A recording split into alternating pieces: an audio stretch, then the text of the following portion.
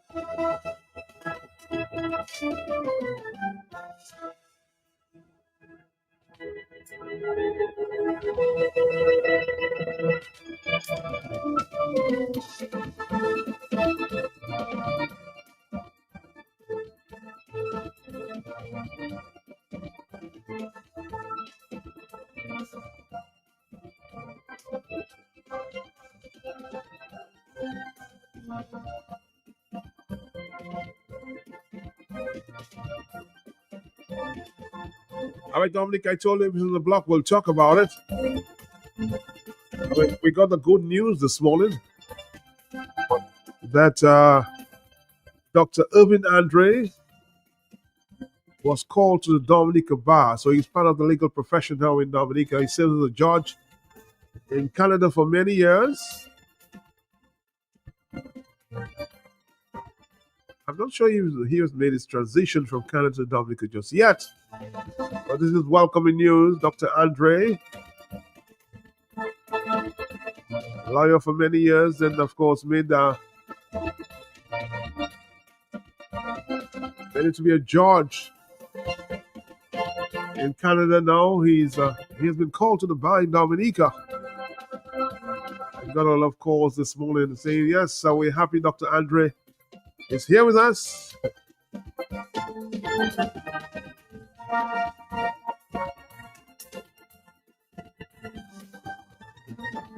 dealing and associated with many lawyers over the years,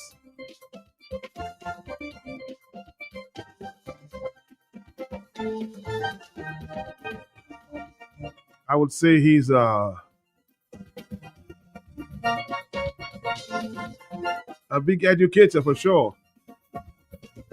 Yes, are you there? You're still there, Dr. Andrew. You're still here. You're still here. But we, of course, lost you there for a minute, but we have reconnected. Dr. Andre, good afternoon to you and welcome to the Talk on the Block. How are you? Wish I was fine as you, Matt. Good afternoon to you and your listeners. And let us just enjoy the sunshine and the accompanying heat. I always have a way of words.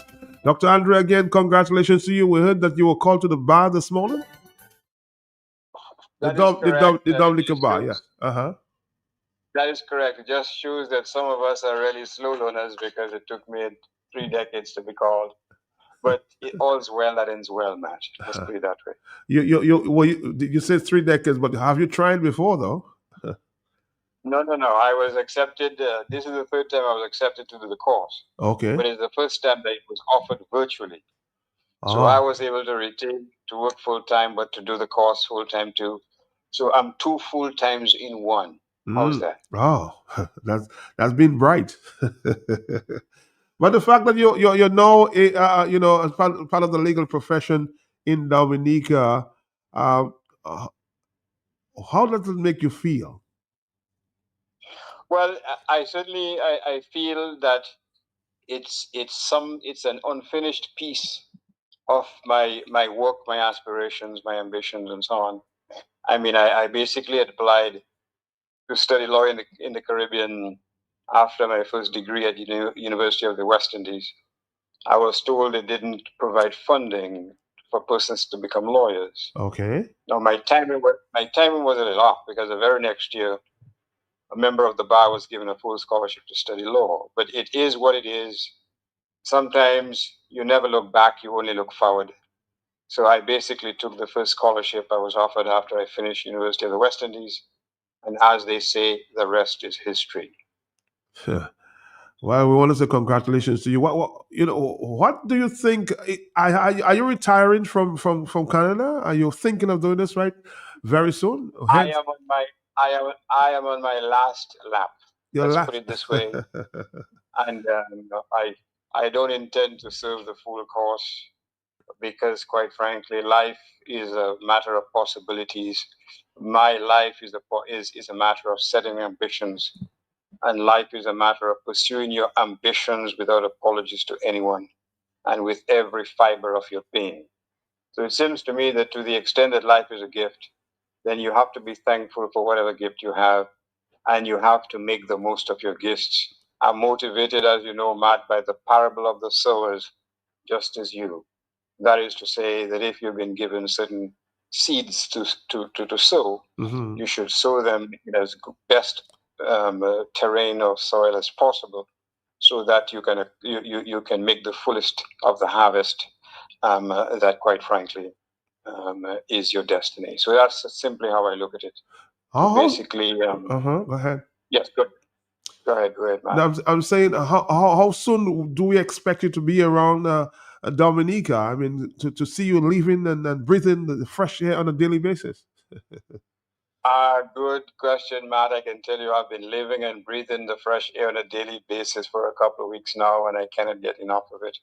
But again, as I said, sometimes it's not a matter of the timetable. It's a matter of the commitment to embark on a certain course of action. And suffice it to say that the steps are now in place to embark on that particular course. It seems to me that there's always work to be done in whatever sphere of existence that you find yourself in, whatever field. You'd agree with me, there's a lot of work to be done in your journalistic field. Oh, yes. Because of so many challenges. And again, I commend you that you are in the very forefront of that fight and that you are setting a prime example for others to follow in your steps. Dr. Andre, you want to come back, of course, you're coming back to Dominica. What would be, the prime objective of that exercise for you?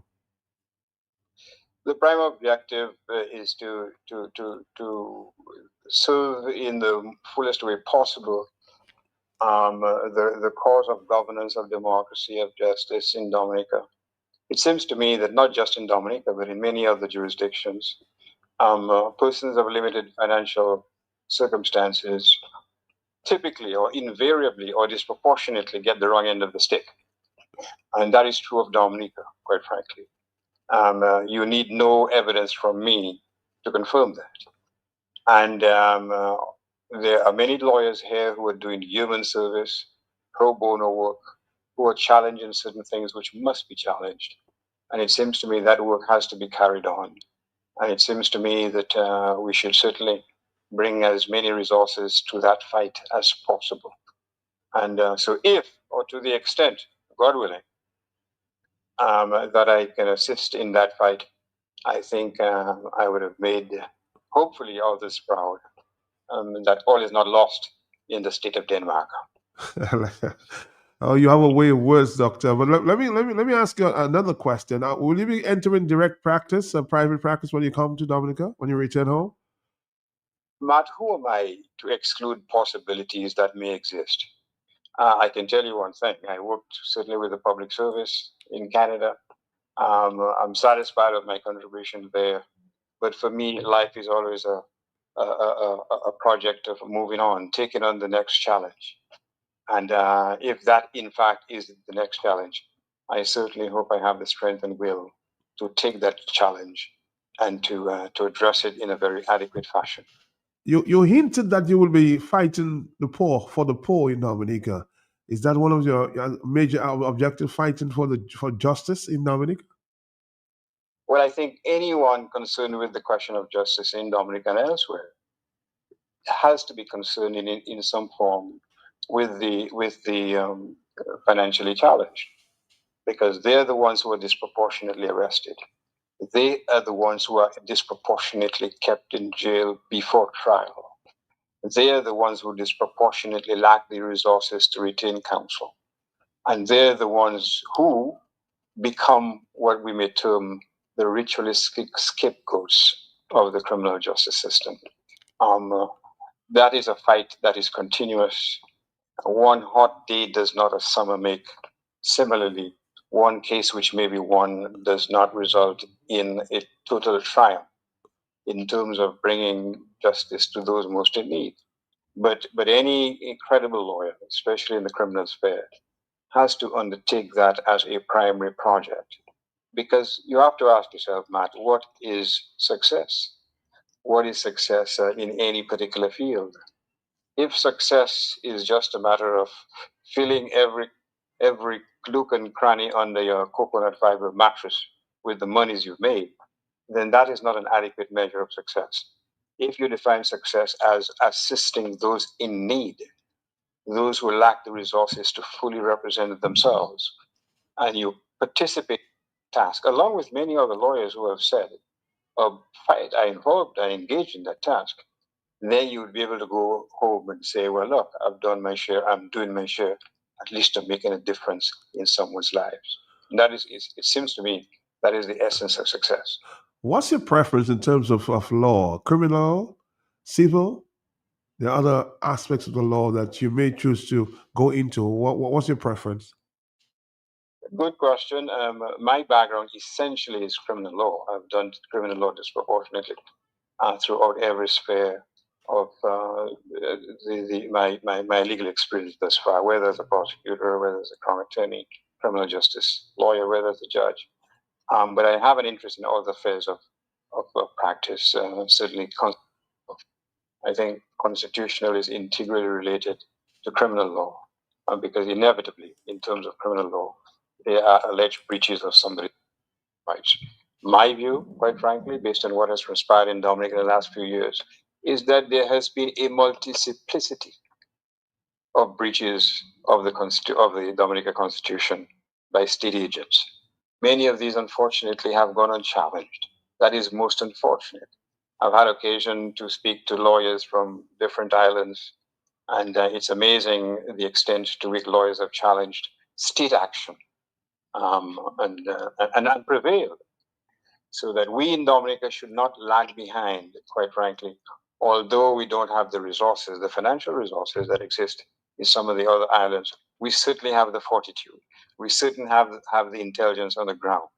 And as I said, I've taken great solace in the fact that in the last couple of decades, there are lawyers on the ground who have so noticed that they're prepared to make whatever contribution that they can, whether modest or whether grand.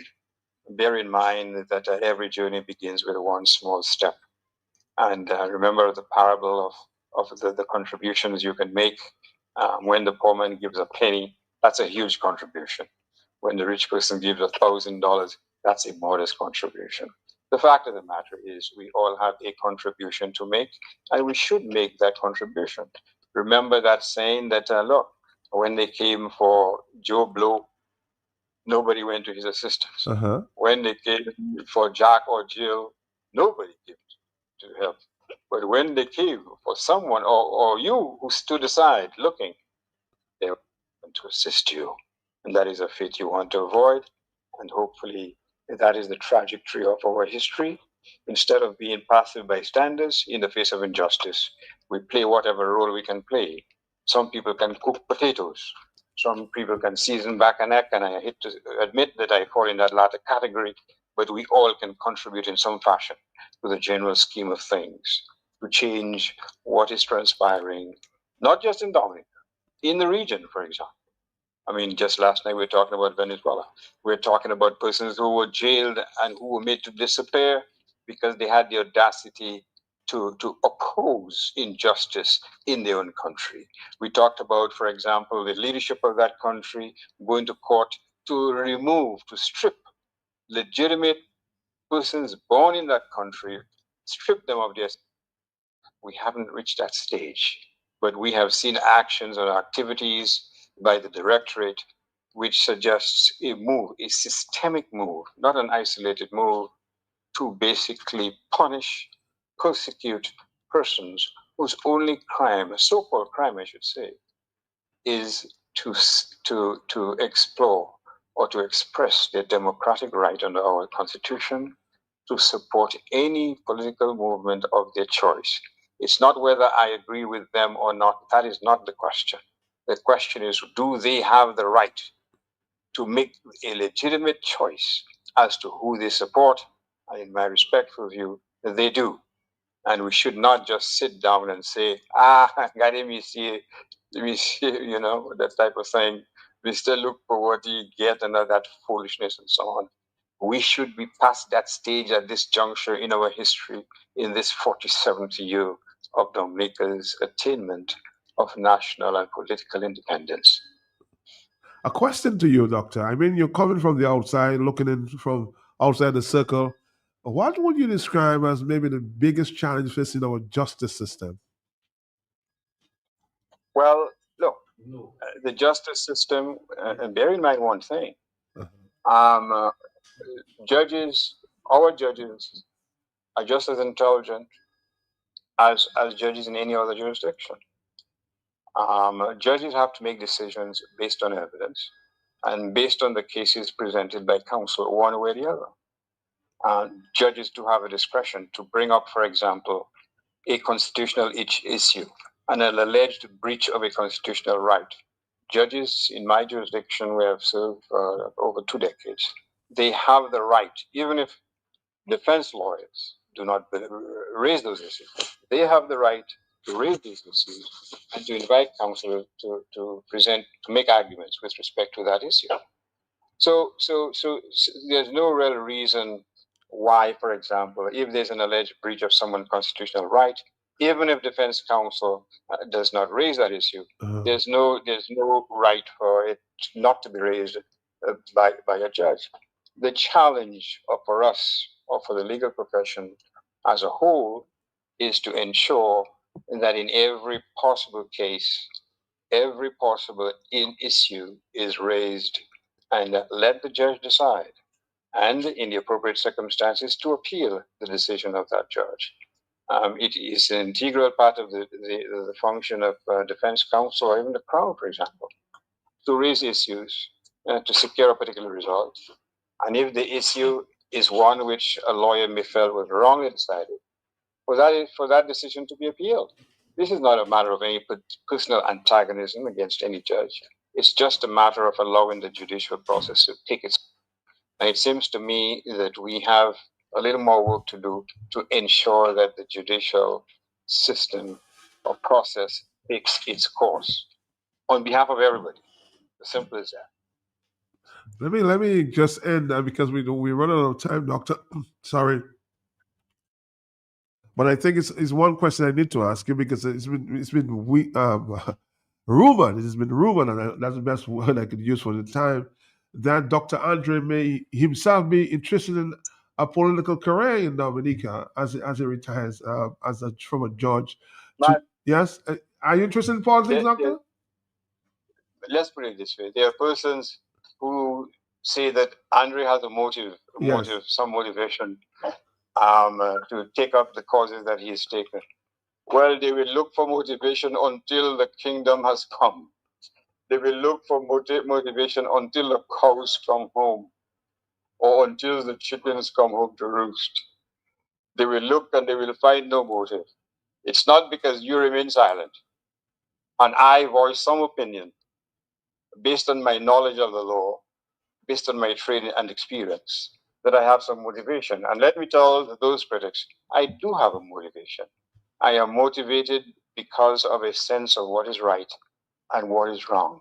And one thing I know that is wrong is that you cannot have in a democracy where a group, a clique, is becoming filthily rich at the expense of the consolidated fund, while the majority of persons have to eke out a living by living on brown paper bags and on doing weeding at the appropriate time, especially when visitors are descending upon Dominica. There should be more equity, there should be more equality. Everyone should participate in the wealth of the island.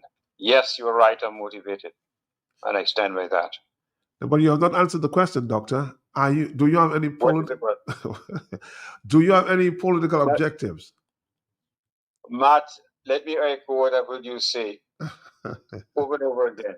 Everything is political in some fashion. The fact that someone may be deprived of an opportunity, that is political.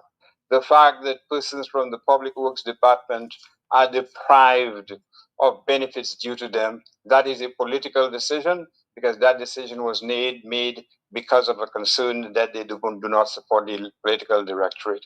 The fact that a doctor is not afforded an opportunity to work at the hospital is political because they view that he or she is not supportive of the directorate. So let me quote someone called Martin Matthias Beelzebub Peltier. You are absolutely correct that virtually everything is political. Any ambition to be a politician in Dominica? Matt, that is a wonderful question. And again, as you yourself would say, do I have a crystal ball? No. I don't know where life will take me. I don't know what destination it will afford me. But hopefully the destination that I will achieve is one where I can have a better sense that everybody is given an opportunity to take full advantage of their skills, their talents, and what they bring to the table. I'm happy that I could achieve some of that success by going to foreign destinations and fighting tooth and nail to make something of myself. I am not unique. I am not special. God didn't give me gifts that He didn't give anybody else. My view is very simple. If you're prepared to work and see little drops of water coming from the sweat of your brow, you deserve the opportunity to excel. Dr. Andre, congratulations again. Welcome to the bar, the Dominica Bar. Thank you very much. We'll talk again sometime, I'm sure. Thank you, Matt, and have a great day to you and your listeners. Thank you, Dr. Andre. All right.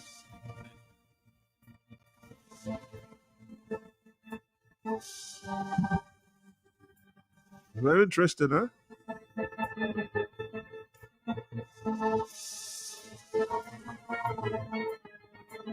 You know, I could go on and on. But time does not permit me.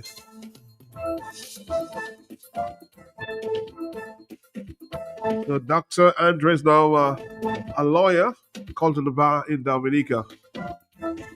Seasoned attorney in Canada for many years, St. George.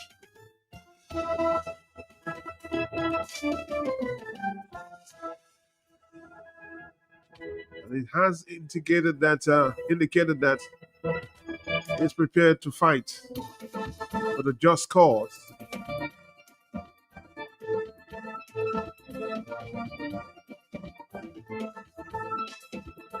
I'm sure we'll, of course, get more calls. And before that, we said we're going to talk to Joshua, continuing education. But someone is on the telephone at this time. Hello, yes? Matt, me again. Yes, Marlon. Matt, even though Dr. Andre is coming to Dominica, why do you have to dig him trying to vomit everything you have to do? You cannot. I'm a journalist who still, I'm of course, trained to ask questions. It's not digging. I'm just asking questions that everybody wants to know the answers to. So that's just me. That's just my style. It doesn't matter who you are. I will ask the question I need to ask. All right? Thank you.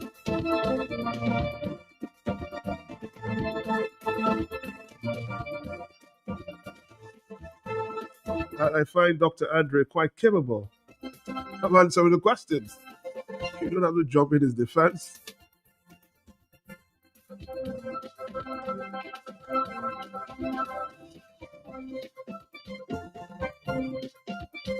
We're going to take a break and we'll come right back. Congratulations again, Dr. Andre. Irvin Andre. Thank you. Thank you. Dominicans, enjoy your property, protect your property. You homeowner and businessman, protect your property. Enjoy your property. Can't wait for the hurricane. Can't wait till you flood again. Can't wait till your roof fly out and all your business coming out.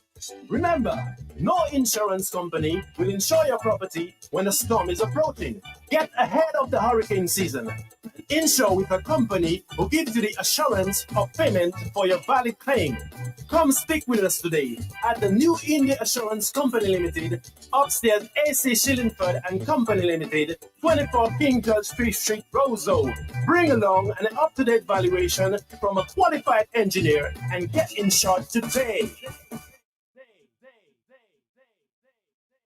Hey, all you, I just meet Goldwyn in Roseau again. Same place outside Flossie's. I tried to dock in, but you had time see me. Well, story start again. Million, lot of my power with us, huh? Fella, I said the same thing you doing, shopping at Flossie's. And you don't have to tell me the same thing you tell me last time because I'm busy. It's to hear him way. You reckon? About my pocket, boy. I won't tell you that I save money on food and drinks when I buy quantity. I save more. Oh, shucks, man. Well, when you're still telling me, I know already. To park I respect him, why? But I can him up here for Palais. I will tell my friends from London, US and Dominica to come to Flossie's, right next to the Rosa Market. Open Sunday to Saturday. Flossie's can't do it to you.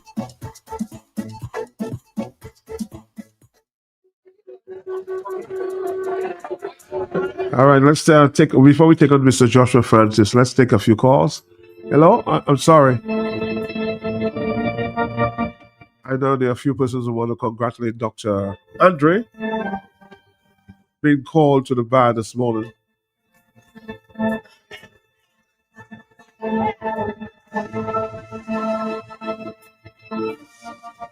On the telephone, hello, talk to me, yes? Matt, good afternoon to you, Matt. How are you? No, Matt, it's what I heard very good. What I heard there is news to me. But you know what? You know I'm encouraged, Matt. I feel like Nehemiah is coming to build the walls of Dominica. I feel so, Matt. By listening to your question and listening to the answers, Matt, I am not a lawyer. I wish I could have the opportunity to cross-examine my dear friend. One I do not know, but I would like to examine him because he's a lawyer, Matt. Thank you for the opportunity.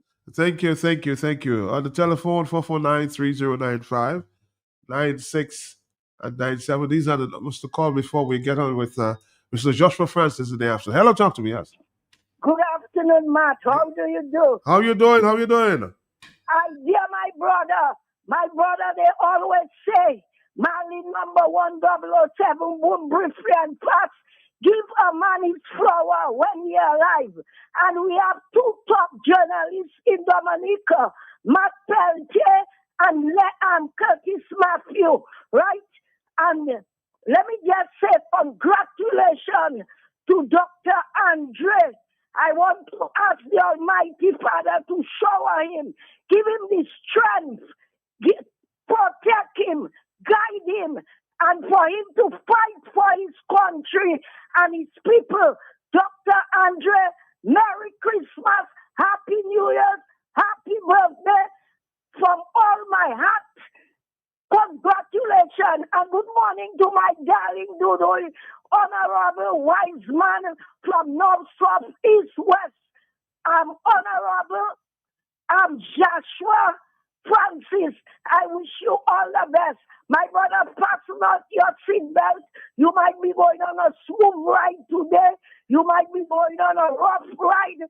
So take care and I wish you all the best. Must keep up the good work. Joshua, my birthday is Friday. Make sure you bring him out.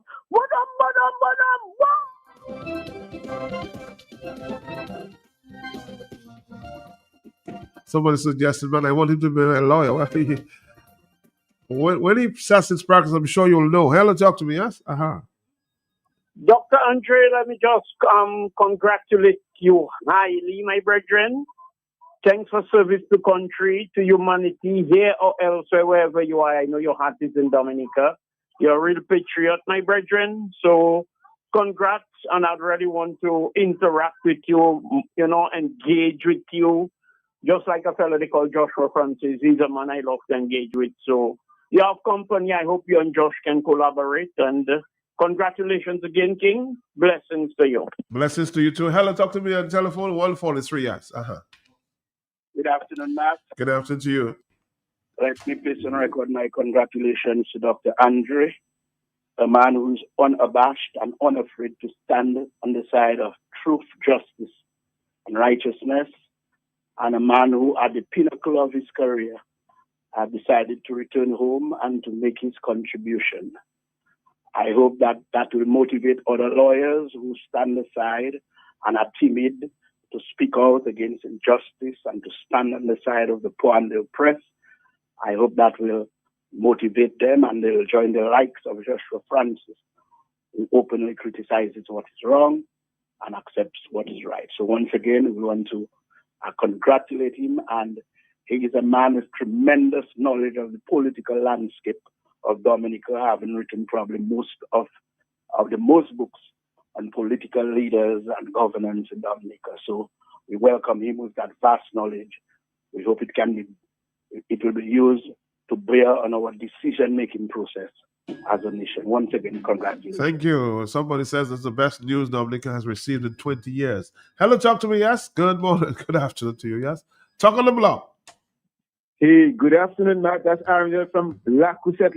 Thank you. And it would be remiss of me not to extend my profoundest joy and appreciation and congratulations to Dr. Irvin Andre, a profoundly intelligent, astute, patriotic citizen of Dominica. That luminary is going to shine the public space in Dominica. He's going to shine the judicial space in Dominica. I put a lot in him. I know he has broad shoulders, and he can take all that praise and stuff like that. He's big, humble, but huge. And I'm excited. And you keep asking him whether he's interested in it for politics. Some people always have these concerns. But as he explained to you, politics is everything. It's the road we walk on, the patching just before elections, just before Creole Festival. That is political. Politics is giving people money to buy or giving them tickets and paying them money, bribing them and stuff. And Dr. Andre says he's going to stand for justice, for righteousness, and for truth. And I know fellas like Joshua, your guests, are going to be happy and delighted to have the support of a really intelligent, informed, and experienced jurist among their ranks. And I want him to go up for politics. I want him to work for my constituency because my vote, I'm going to register to make sure I control so that I can vote for him in the next elections. Thank you, Dr. Andre. Thank you, Matt, for having the conversation with him. Thank you very much. You gone now?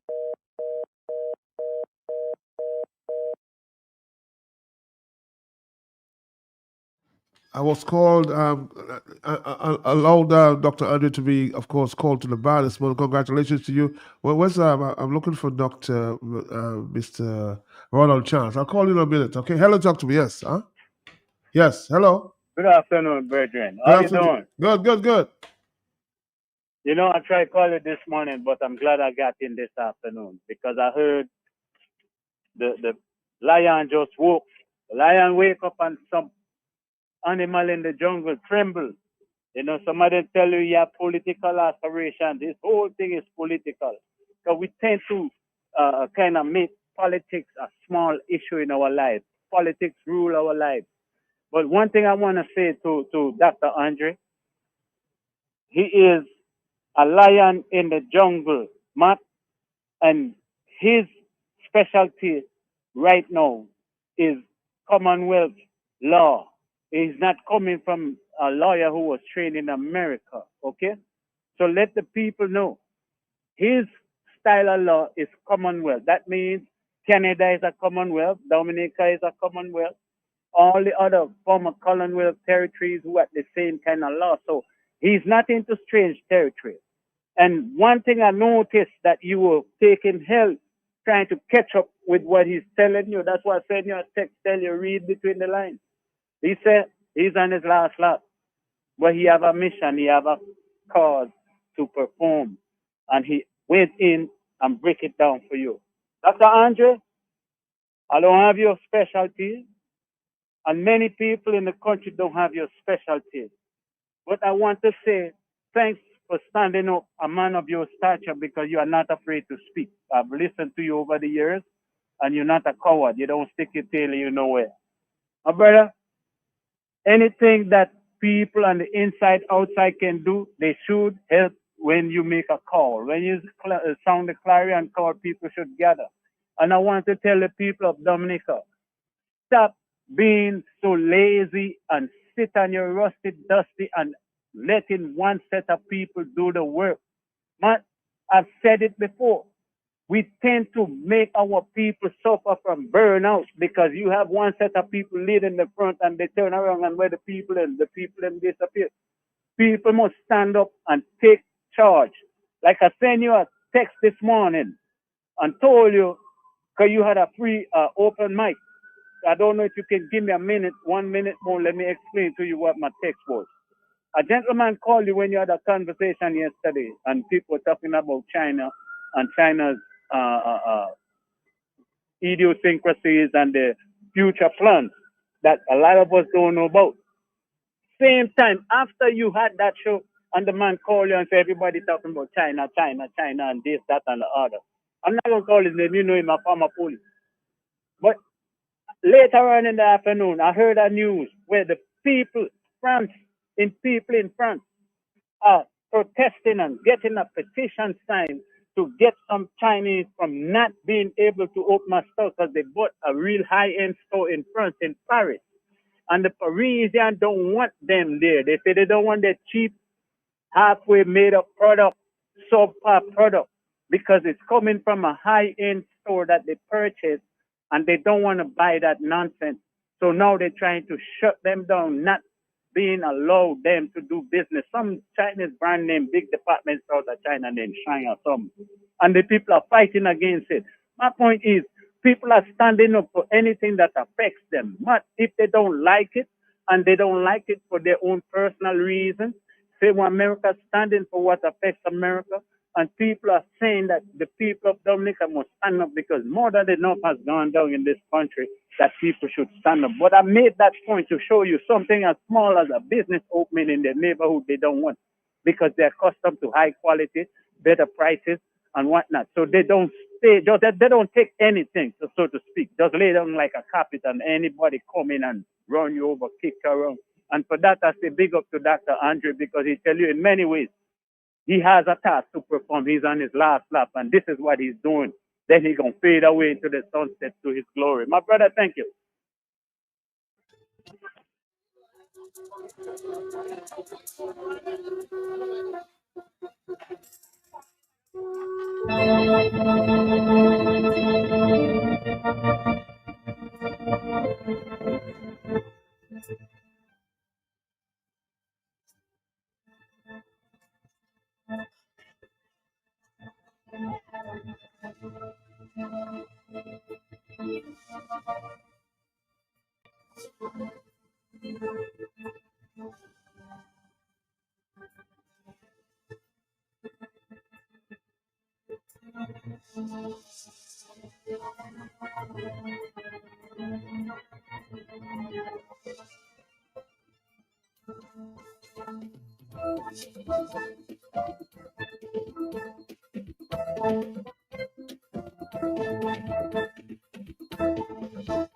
Dr. Andre's call was moved by attorney at law, Mr. Ronald Charles and Jeffrey Leiter.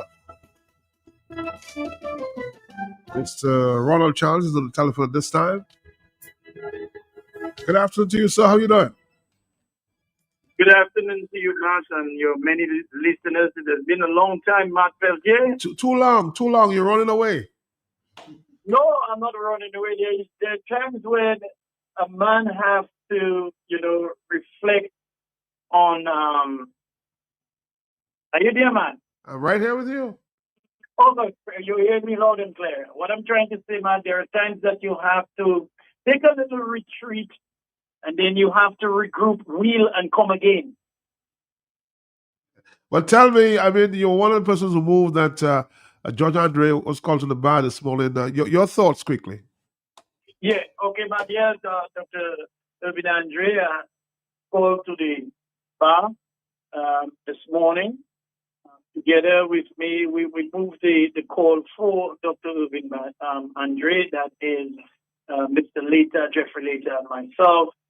And of course, he was accepted, and now he's a member of the bar of the Commonwealth of Dominica Supreme Court. As you may be aware, Dr. Andre is a Dominican and has been an advocate in basically natural justice. He's been an advocate for the right and to advocate for justice for persons. Not only that, man, but he, as you know, has written a lot of books and biographies, on different persons, and is a historian.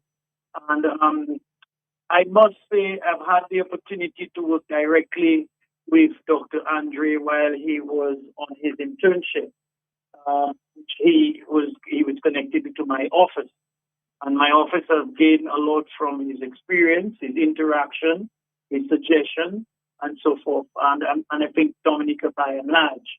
So I want to congratulate him. I want to also extend congratulations, not just to Dr. Andre, but to his family by extension, because I believe that his skill, knowledge, and so forth can now be integrated, can now be used in the courts of Dominica, and we can, rest assured that I'm sure his skills and experience will be used to the best of his ability.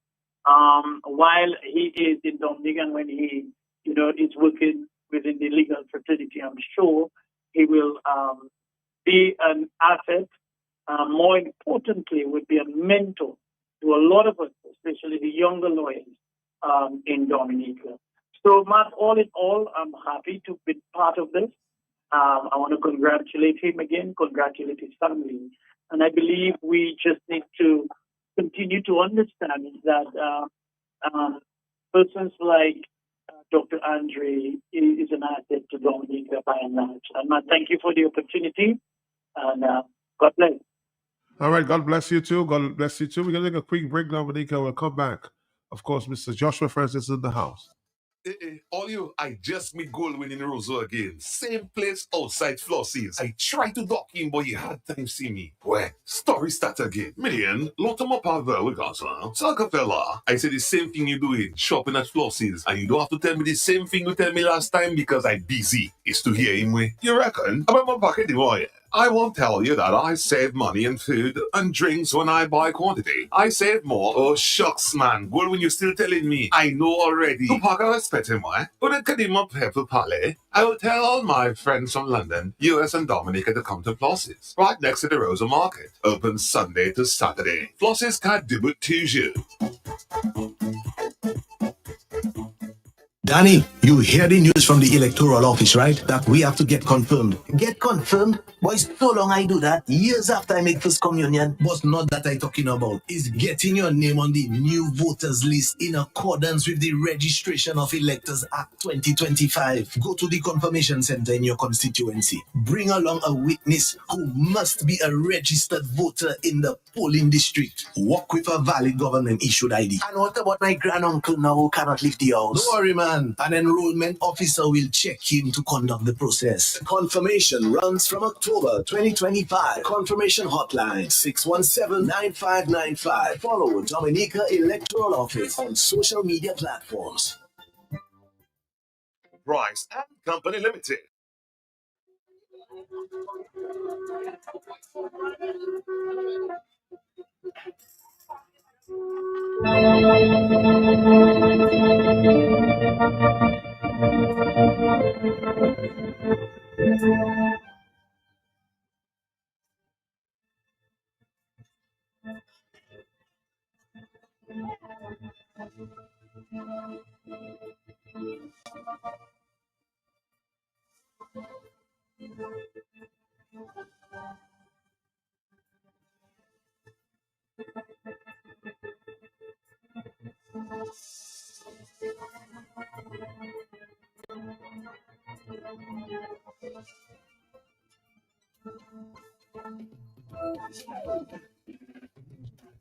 Of course, messages congratulations still coming in for Dr. Andre. Teacher Ernie in Castle Bruce says, congratulations, sir. Mr. Roach, the former Chief Youth Development Officer, says, congratulations to his teacher, Dr. Andre, literature teacher. Any more coming in? Chosen generation, we've been called for to show His excellence. All I require for life, God has given me, and I know who I am. We are a chosen generation. Hey, Bernard Benjamin says, Matt, boy, I'm so excited about that. Very elated, huh? Somebody in the diaspora. Georgians are architects of a better tomorrow. We hope civil laws are just ruling can ignite a new path. Congratulations, Dr. Andre. I know who I am. And I'm sure Mr. Joshua Francis is the one who add his congratulations.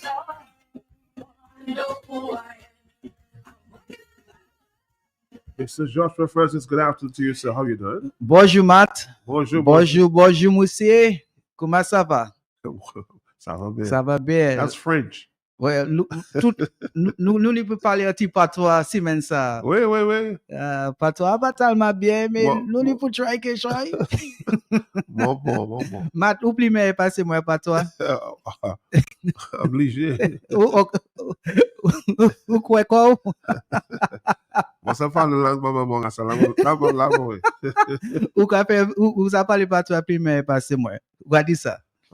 Okay. Good afternoon, Matt, and good afternoon to your listeners. Always a pleasure to be here to interact with Dominica. Always a pleasure to have you, sir. Yeah, thank you. Appreciate it. Yeah, of course, we just spoke to Dr. Andre. Of course, he's been called to the bar, Dr. Joshua. And it seems that a lot of people seem excited about that. Well, yes. Let me join the voices that are out there in the space congratulating Dr. Andre, an eminent member of our society, an eminent jurist, an embodiment of sheer intelligence. And I want to take the opportunity to say that Dr. Andre, being called to the bar of the Commonwealth of Dominica, will add value to our courts and our system by extension. Of course, Dr. Andre being a very prolific writer, voracious reader, a man with immense intelligence, a great orator, a man with great writing skills, a very powerful communicator. And I have no doubt that he will elevate the standards in the court. As Mr. Ronald Charles stated earlier on, he will serve as a mentor to the younger attorneys. I'm sure. But Joshua, of course, we want to congratulate Dr. Andre. I'm sure a number of people in Dominica would like to continue to do that. We at this time we have to remember those in Jamaica just went through a serious storm there, serious hurricane. Well, yes, I would think that since tropical storm Erica and thereafter Hurricane Maria, Dominicans by and large are more conscious about hurricanes, and Jamaica being our sister, and in addition to that, a host to a number of Dominican students, Dominicans would have been paying attention, and that includes me, and all of us would be aware that this Hurricane Melissa landed in Jamaica as a Category 5 hurricane. Yeah, 185 miles west. Huh? A powerful hurricane. This is the most powerful hurricane that Jamaica would have experienced in the century. Of course, the last time a very powerful hurricane descended in Jamaica was Hurricane Gilbert, if you recall, Matt. So 35 years ago. Right, so a significant number of years ago. But the nice thing about studying hurricanes is that when we look at the hurricane, they are forecast, and it gives us time to prepare. And those who take the hurricane seriously are better positioned to minimize loss of lives and damage to properties. But we can never be totally prepared as a nation for hurricane. Of course, knowing that is a Category 5, and the Jamaican authorities would have taken necessary steps to prepare its island. But as we speak, Matt, more information has been revealed as to the path of destruction that Hurricane Melissa would have left in Jamaica. Of course, Hurricane Melissa has said goodbye to Jamaica and is on its way to Cuba. But the reports that I have read thus far appear to say that we had devastation of schools and hospitals. I think reports indicate about 3 deaths in Jamaica. Yeah, well, that was yesterday before the hurricane actually descended on Jamaica. Some people had lost their lives. I think somebody fell from a ladder, and 2 other persons lost their lives from electrocuted or something. Right, yeah. One got electrocuted, and one fell from a tree, or a tree fell on him, or something like that. But possibly there could be other deaths, because the island right now is in darkness. Little parts of the islands, particularly the western side of the island. A state of emergency. Yes, also, yes. And of course, like Dominica, when the assessment is made, more than likely flooding would have been a major or the most or the largest contributor to the devastation in Jamaica. Of course, Jamaica has a rough terrain in certain parts, and those areas would be subject to slides, and other parts like Kingston would be subject to a lot of flooding. Have you gone to Jamaica? I have been to Jamaica, yes. As I said, the western part of Jamaica appeared to be, have gotten more. Okay. The brunt of the destruction that walked into Jamaica. But of course, let's hope our people, our students in Jamaica, certain countries pulled out their students before the arrival of the hurricane. I think St. Kitts, Grenada, and St. Lucia. And so let's hope our students and our loved ones in Jamaica are safe. Antigua is actually making plans to bring the students home via Liat. Right. So let's say we can do the same. Yeah, well, of course. The least we can do is to try to find out from our students what's the position of our loved ones, because there are Dominicans working in Jamaica. They are professionals and doctors and nurses, those who I know. Matter of fact, I kept in touch with a few acquaintances and friends who are residing in Jamaica. So I got, ball by ball commentary as to what unfolded in Jamaica over the past 48 hours. So let's just hope for the best, and hopefully Dominica will make a contribution to Jamaica, because Jamaica now is going to enter a stage of recovery and restoration. When we spoke to Mr. Andre earlier, I want to start off that question as it relates to the justice system. How would you describe the justice system in Dominica, Joshua, as a lawyer on the ground every day? Well, when you talk about justice, we have to look at it from a very broad perspective. If you're looking at legal justice, that's just one component of the greater architecture of justice, because we can talk about social justice. We can talk about the variances in our experiences as citizens. We can talk about economic and financial justice. We can talk about criminal justice. We can talk about even religious and spiritual justice. We can talk about justice in terms of basic rights, whether our rights are being respected. So I suspect you do want to ask me about the criminal justice system and generally the legal justice system in Dominica. You hit the nail right on the head. Right. Well, Matt, I think that over the years we have made some progress in regards to dispensation of justice. As you know, we have one Supreme Court judge here sitting at the civil helm, and we have one judge sitting at the criminal helm, that is at the high courts. And of course, because we have one judge having to deal with the different disciplines, civil and criminal, we do have a backlog of cases, but I have seen the system making strides in disposing cases. So we have improved. Of course, there is room for improvement. Of course, Matt, you'd be aware, as part of the improvement of the justice system, we now have our cases being filed on electronic portals, and that is advancement. That is more in compliance to modernization of justice. You know, most countries right now have, make their system electronic, going, having our cases filed on the computer or through the electronic portal. So that is an improvement. In the magistracy, we have seen an improvement with an increasing number of magistrates. Although recently, we had a departure of a magistrate who had just started growing her roots in the magistracy. And of course, when you have somebody who has the experience having to leave the jurisdiction, and then we start with somebody new opportunities, but it can disrupt the system. We also have to look at the police aspect of it, because the police, the executive, is part of the justice system. And I think that's where Dominicans have most concerns. Of course, we do express our concerns about the backlogs and the way in which we carry out business in the courts. Some people don't like the idea of having to come to a magistrate court matter. They appear at 9 o'clock and leave at 5 in the afternoon, and just to get an adjournment sometimes. So those areas we have to improve.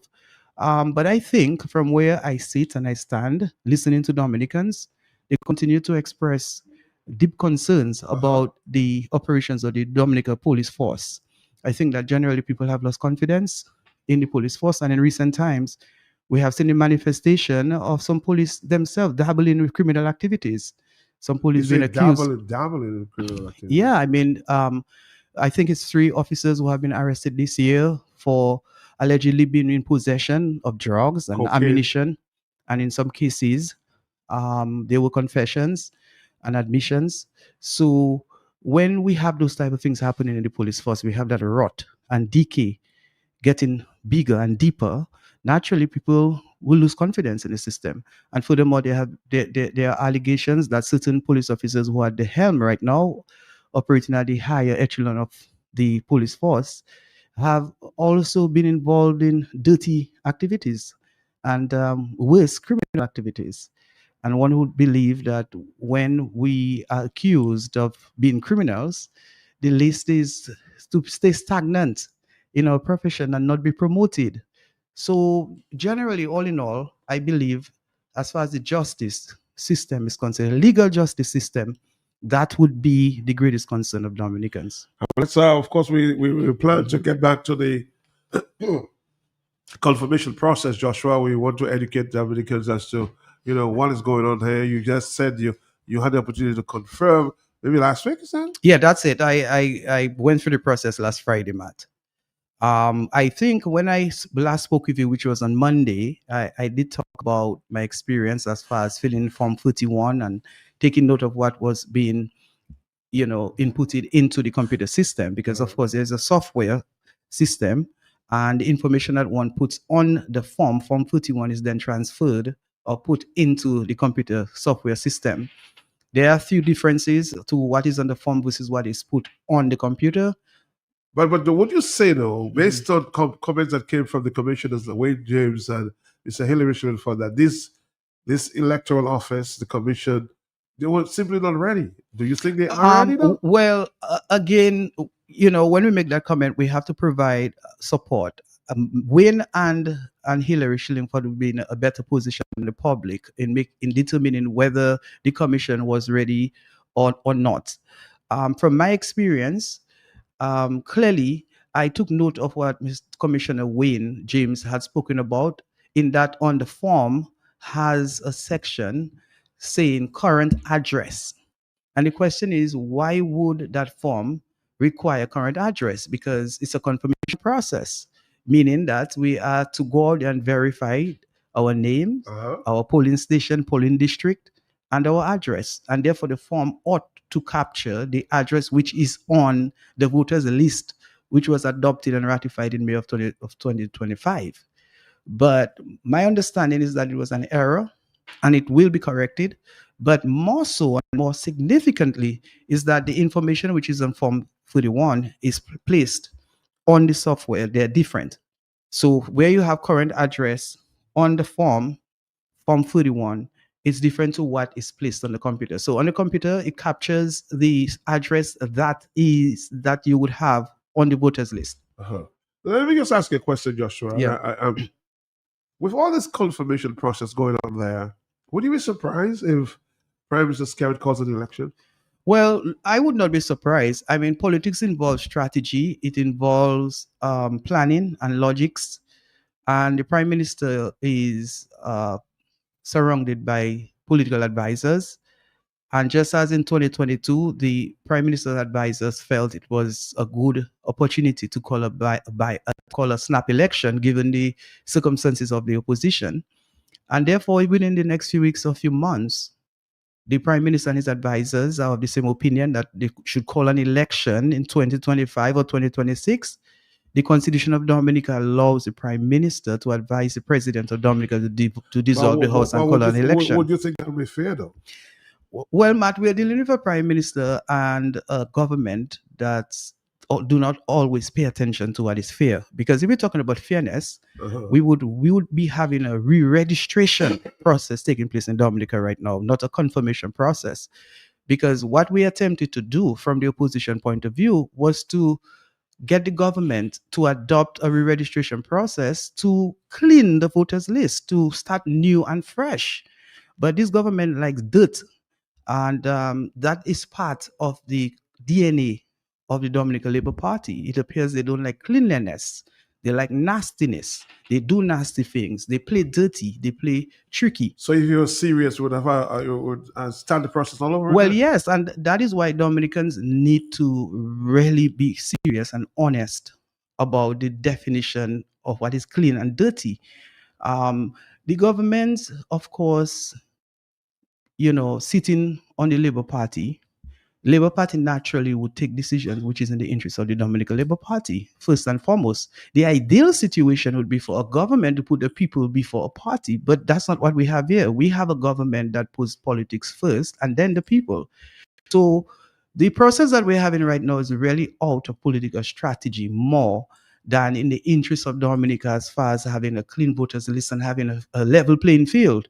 Of course, Matt, this is very apparent given the fact that the government did not even entertain campaign finance legislation, which is a big issue in our politics because, the financial heavyweights will always have the advantage over the lightweights.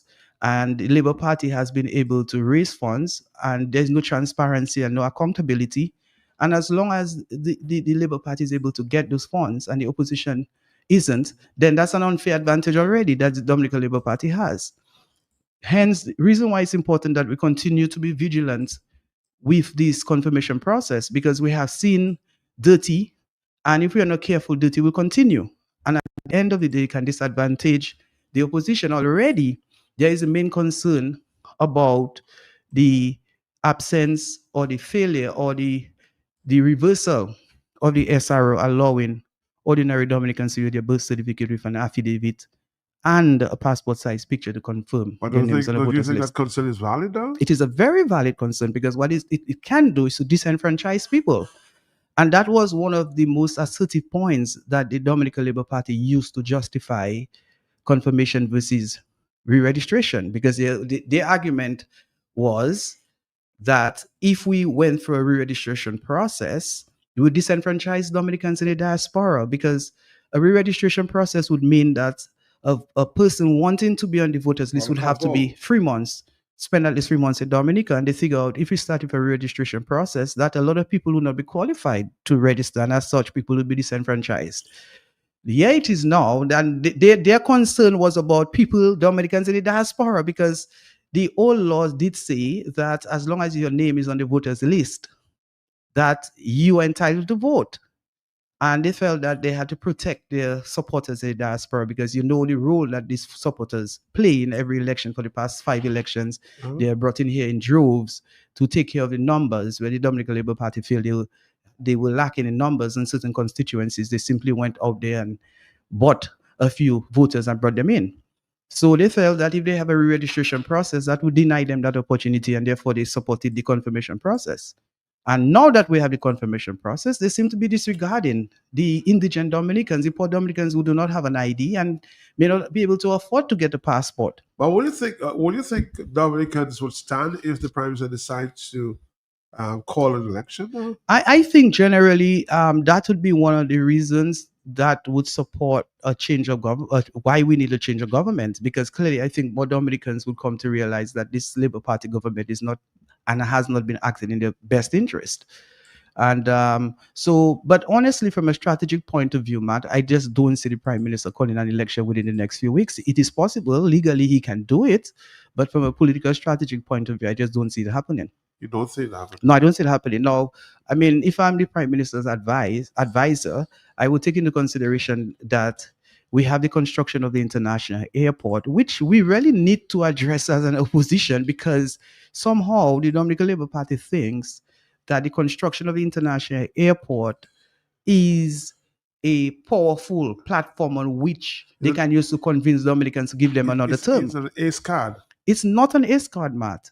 It is not, because really Dominica is supposed to be benefiting considerably from the construction of the airport, and we're not seeing it. Not even the peripheral areas to the airport, the satellite areas, Wesley, Marigot, Calibishi, the Kalinago territory, they're not really feeling the effects.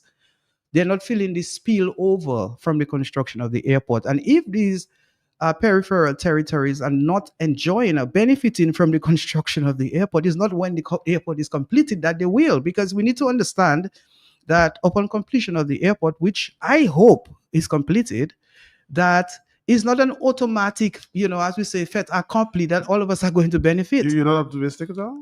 Matt, I would love to be optimistic, but from an economic point of view, when you look at the numbers, Dominica is not going to benefit significantly from the international airport, possibly for another 30 years. We're going to take a break and come back. That's right. We have to get confirmed. But so long I do that, years after I make this communion, but not that I'm talking about is getting your name on the new voters list in accordance with the Registration of Electors Act 2025. Go to the confirmation center in your constituency. Bring along a witness who must be a registered voter in the polling district. Walk with a valid government issued ID. And what about my granduncle now who cannot leave the house? Don't worry, man. An enrollment officer will check him to conduct the process. Confirmation runs from October 2025. Confirmation hotline 617-9595. Follow Dominica Electoral Office on social media platforms. Bryce and Company Limited. We manufacture high-quality roofing sheets, 24 gauge in different colors, also to customer specifications. That's right, whatever length you want. Aluminum seamless guttering. We also sell PRC mesh, steel rods in all sizes, breach caps, fencing wire, and fencing poles. Free estimates for guttering, galvanized sheets, and fencing wire. Quality products at the lowest prices island-wide. Bryce and Company Limited, located at Caneville Industrial Site, Shed 1A, just before the Old Mill Cultural Center. Call us today at 617-2468 or 615-0178. Bryce and Company Limited. Built for living. Built for life. All you, I just made goal winning Roseau again. Same place outside Flossie's. I tried to dock in, but you had time see me. Where? Story start again. Million, Lottomo Pavel with us, huh? Salcafella, I said the same thing you doing, shopping at Flossie's, and you don't have to tell me the same thing you tell me last time because I busy. It's to hear him way. You reckon? I'm in my pocket, boy. I won't tell you that I save money in food and drinks when I buy quantity. I save more. Oh, shucks, man. Well, when you're still telling me, I know already. To park I spent him, why? But it can him up here for Palais. I will tell all my friends from London, US and Dominica to come to Flossie's, right next to the Rosa Market. Open Sunday to Saturday. Flossie's can't do it to you. Dominica is turning 47 and Harris Paints is proud to celebrate with you. Don't miss a one-day celebration on October 30th. The massive 47% off store-wide Harris Paints. Beautify and protect your home with high-binding, washable, stain-resistant paint in every color. 47 years of color, quality, and carrying pride. Visit Harris Paints in Capefield, Portsmouth, or your favorite participating hardware store and enjoy 47% off Harris Paints this Thursday, October 30th. Introducing the new Caribbean paint from Do It Center. Turon paint and wall covering from Do It Best quality paint, giving you the same great interior and exterior quality, the same color matching technology at an incredible price. Available in black, satin, and semi-gloss. Visit us on Google Road or call our paint department at 255-6896. Do It Center, your partner in home improvements. The economic fabric of Dominica revolves at AC Shillingford and Company. For timeless, trusted, dependable, comprehensive insurance coverage, it has to be New India Insurance. Need anything overseas? Shopbox Dominica Isle of Freight is your advance on-time delivery right to your doorstep. For super savings in all your groceries, come to ACS Super Shopping Center for laundry, groceries, cooking, beverages, and event supplies on King Jonathan Street. ACS 7-Eleven on High Street, supplying your everyday essentials. Fill up your vehicle gas tanks, get your cooking gas, and top-ups of all kinds. Or go to 7-Eleven Portersville, where the best-kept secret is conveniently located upstairs in the confidential escape or staycation self-contained accommodations at the Porter's Place. AC Shillingford, where you spend less and get more. Just received Able Farm evaporated milk, delicious and nutritious, rich and creamy. Perfect for all uses, for drinking, for tea, coffee, cocoa, punches, juices, cooking, baking, ice pops, and ice cream, and everything else. Prices start as low as $1.55 per can. Able Farm evaporated milk, available in 2 varieties, each in 2 sizes of cans. Able Farm evaporated milk, available wholesale and retail at Esau Trading Limited. That milk nice, boy. Esau Trading Limited, making a difference for you. Milky milk, milky milk, milky, milky milk. Milky milk, milky, milky, milky milk. Dominica, get ready for a night of Creole elegance, of beauty and tradition. 7 young ladies will grace the stage for the 2025 National Miss Wapduyet Pageant, Wednesday, October 29th from 8 p.m. at the Old Mill Cultural Center. Come witness Deidre Smith of Massac, Mayanka Elize from Grand Bay, Nia Massicot of Pebush, Kinaje Felix representing Girondel and Egliston, Ashanti Paul of Jimit, Debbie Dowie from Newtown, and Zebediah Maxwell of Taru. Tickets available at Bullseye Pharmacy and the Old Mill Cultural Center. Standing $50, uncovered seating $60, and covered seating $70. The 2025 National Miss Wapduyet Pageant, a celebration of heritage, proudly sponsored by House of Lords. All right, Dominic, over here, 224. And speaking of some challenges facing, of course, the confirmation process, we're here with attorney at law, Mr. Joshua Francis. Joshua, you noticed that just some of the challenges that you want to speak about. Yes, Matt.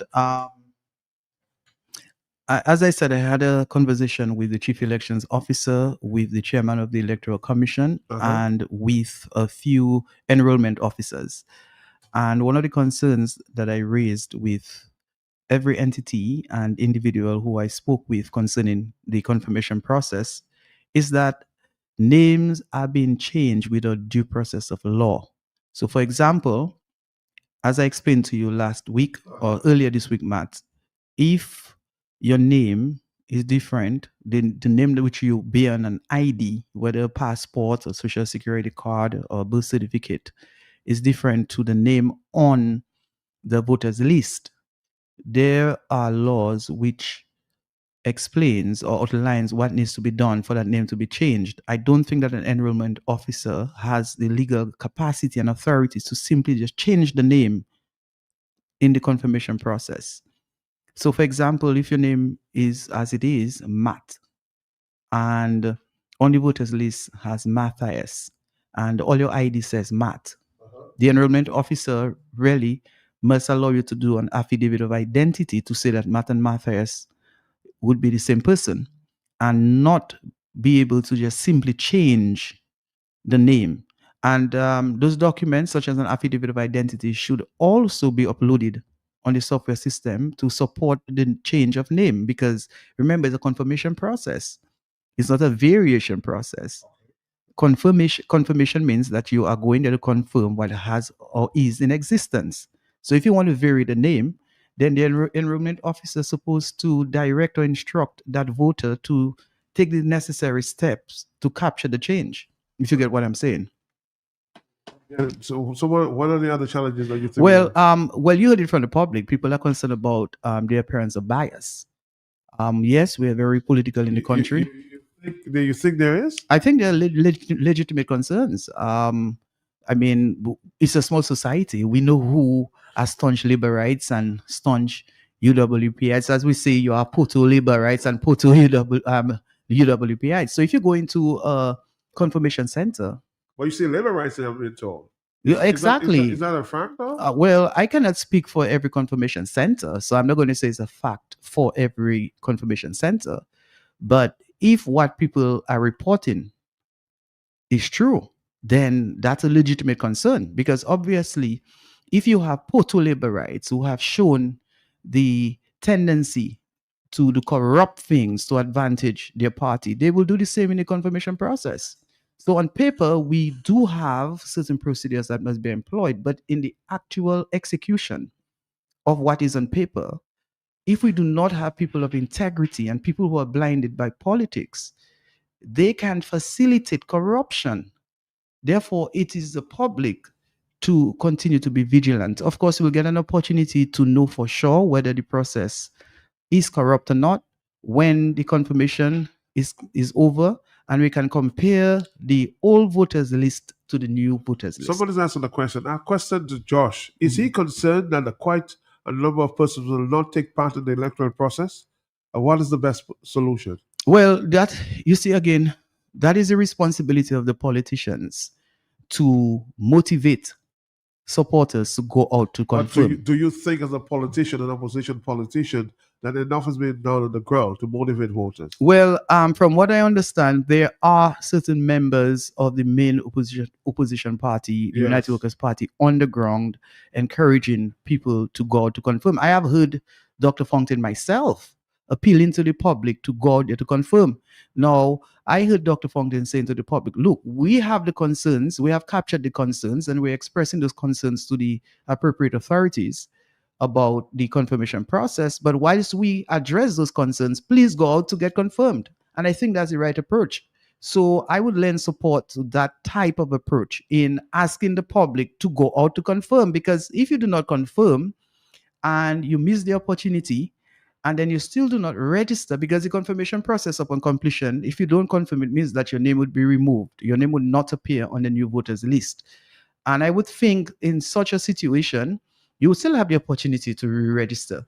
And if you fail to do that and election is called, it means that you would not be able to vote. And if you want to change a government, why would you sit on the fence? You want to change a government, and to get that change, you must be able to vote.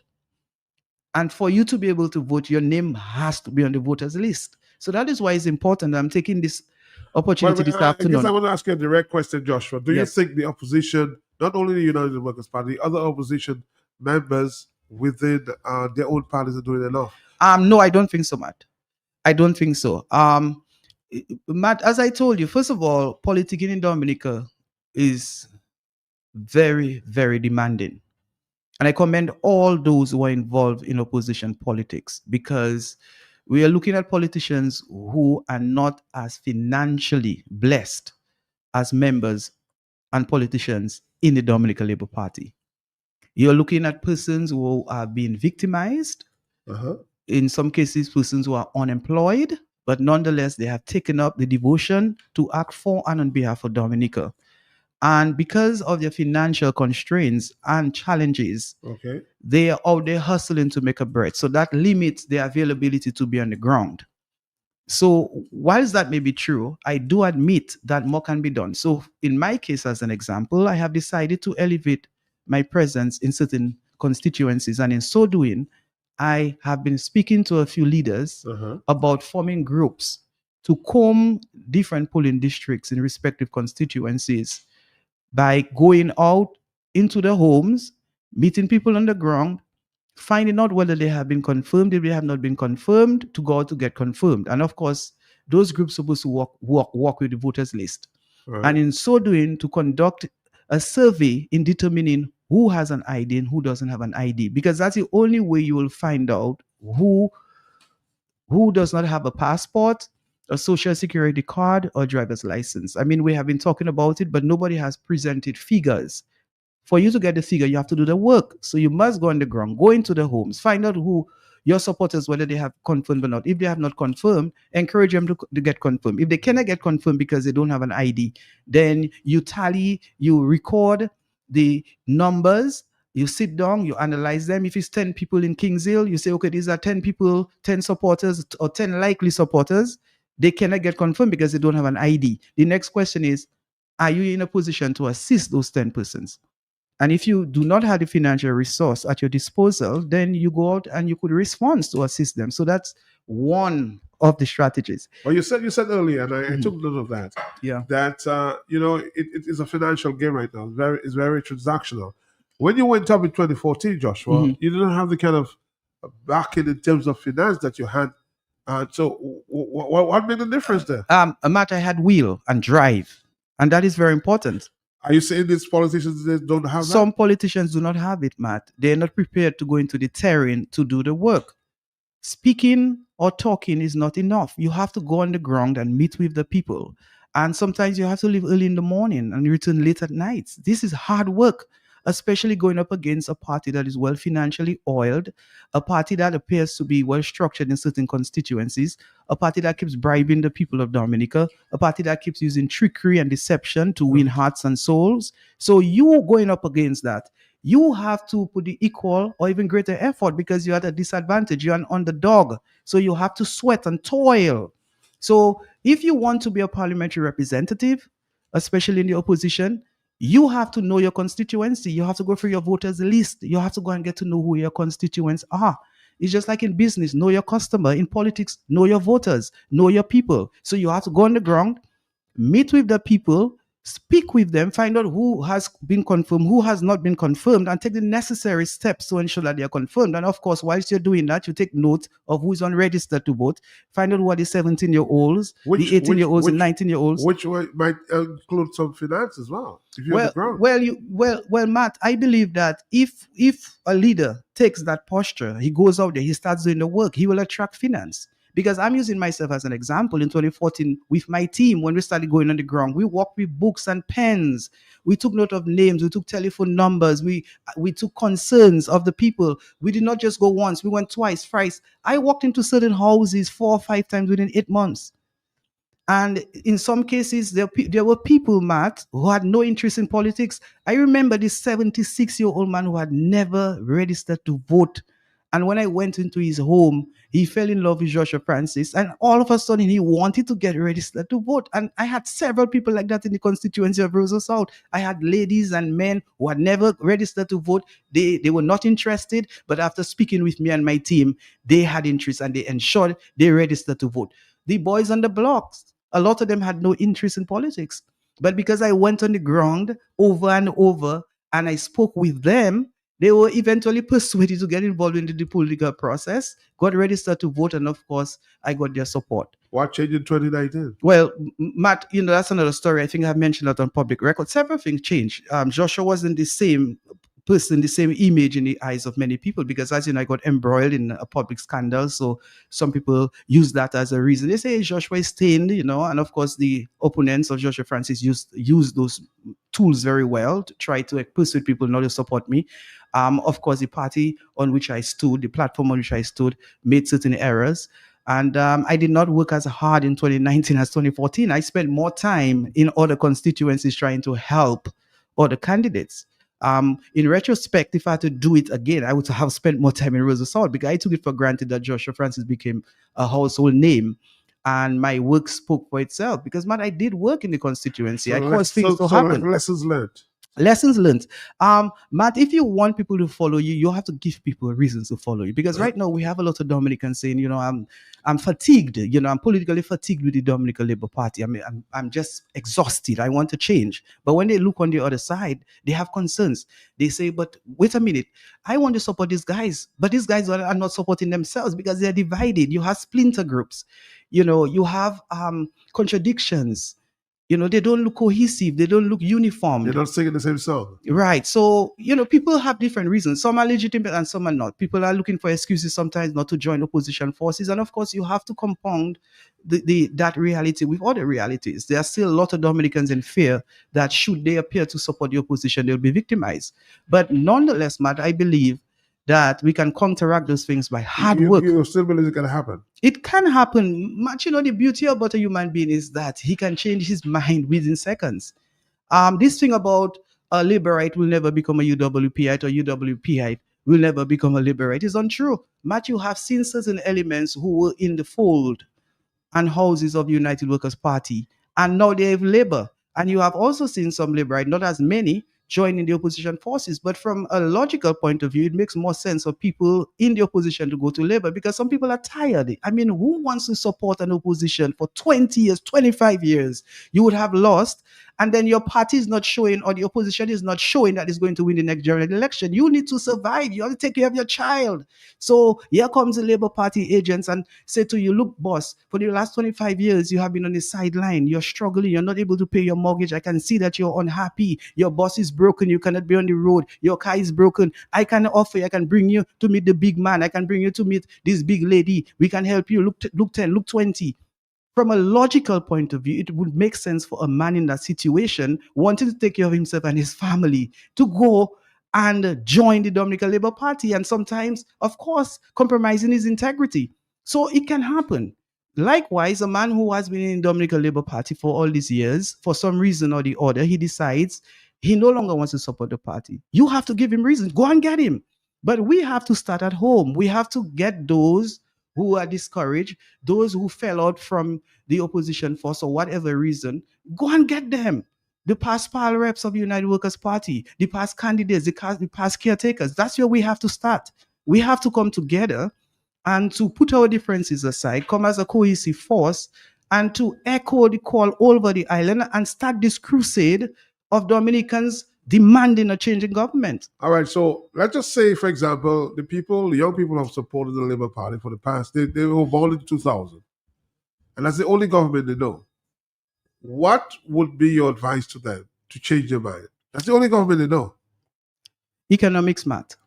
Bread and butter. Bread and butter has never failed in any democracy. We saw... Oh, hold on, sir. Yes. Let me take a phone call. Are you there? Yes, I am there, Mr. Pelty. Thank you, sir. Josh, blessings to you, my brother. And how spontaneously you responded with economics. And I glad, because it's the same thing I'm saying. I'm being questioned every day. Everywhere I go, I'm being harassed. Blessings what them man doing, blessings what that happening, blessings. A bus driver and a shopkeeper corner me, and they're swearing, they're cursing, and they're loud. I tell the boy, they'll hear the voices. What they more, all kind of big things. We need the man to be on the ground.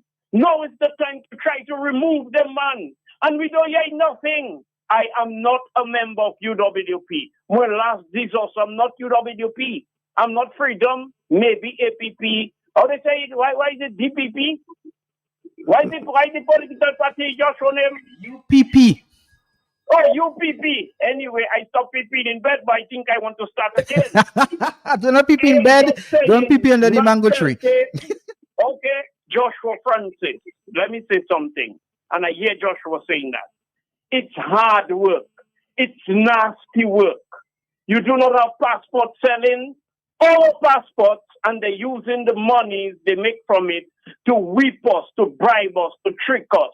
But glad when you asked Josh for the question, and he said no. Do you think the opposition are doing enough on the ground pertaining to guaranteeing people re-register and blah, blah, blah? And he said no. And I seen it for myself. So sometimes when I talk, I don't give a you-know-who when man get upset. But man is very tardy in their efforts in a situation that is so, it's a, how they call it now, a war of attrition. And you're running out of resources. You haven't got financial resources, but mobilize manual resources. I mean, Josh, sorry to tell you, I am not going to reconfirm. I am not going to vote. I finish voting. I finish fighting for political party because Dominica is cautioning. And I want you to do a research, Josh, for me, please. Just find out where in the Caribbean, just in the Caribbean, that have that nonsense they call reconfirmation and your name changing on computer and all kind of nonsense happening, and political parties keeping the tails between the legs and not doing what they have to do to mobilize the people to rise up against that. The man said people just going to reconfirm more caution, you know. Thank you. All right. So a lot of people have seemed discouraged. Blessings is making the point. A lot of people don't want to go through that process. Well, Matt, I believe in logics. If you do not go and get confirmed, then how are you contributing to the removal of the government? Especially in a country where people are passive for one reason or the other. Uh-huh. There are a lot of people hurting out there, but they do not want the public to know where they stand for logical reasons. If a man who is known or was known to be the supporter of the Dominican Labour Party decides that he now wants to support an opposition party, and a protest action is called for persons to appear by the electoral office at the state building in Roseau, protesting for the SRO to facilitate birth certificates with a passport ID and an affidavit to confirm. That man may be interested, but when he thinks about it, he's like, if I were to go into that protest crowd, some police officer is going to take my picture and report it to the rulers, and my child who has a job in the public service is at risk of losing that job, meaning that when he or she contract is done, the contract is not renewed. Man, that's the reality we have to deal with. Those are the realities. So we're calling people to protest. Come out, come out, come out. It's not everybody who is a Joshua Francis who relies on the power of God to eat and drink. Like even right now, I'm getting messages, oh Josh, remember, don't say this, don't say that. I say what I have to say once it's truth and it comes from my heart. But I'm fearless. Not all of us have the gift of fearlessness. Not all of us who wants to be fearless. So logically and rationally, people may not want to come out to stand up against this government. But there is another way where we can get this government out, and that is what I believe in. I use the tool of persuasion to convince a person why he or she ought not to support this government. And in respect to the young people, the 25-year-olds, the 26-year-olds, the 27-year-olds, I use economic arguments. Because a 26-year-old, knowing only the Dominican Labour Party, would agree truthfully and faithfully that he or she cannot realize dreams in Dominica without traveling. A young person will admit that he or she cannot save $50,000 annually. A young person will admit that they cannot attain a degree unless if it's an online degree staying in Dominica. A young person will admit that they cannot buy a portion of land and build a house cash within the, within 5-year period. So those are the realities. Dominica is stagnant in many respects. The government lacks vision. I mean, even right now, we don't have a vision. The only vision that this government has adopted over the past 25 years are United Nations visions. I mean, coming and talking about building an international airport is not a vision. Anybody can talk about building an international airport. What makes a government unique is to come up with an idea. Come up with an idea which involves the resources of the nation and including the people in getting onto a trajectory to take the country into a unique level that will improve the quality of life of every Dominican. And that is where the Dominican Labour Party has failed. It has not been able to place Dominica on a path of prosperity, and certainly not righteousness. That word was coming from my heart.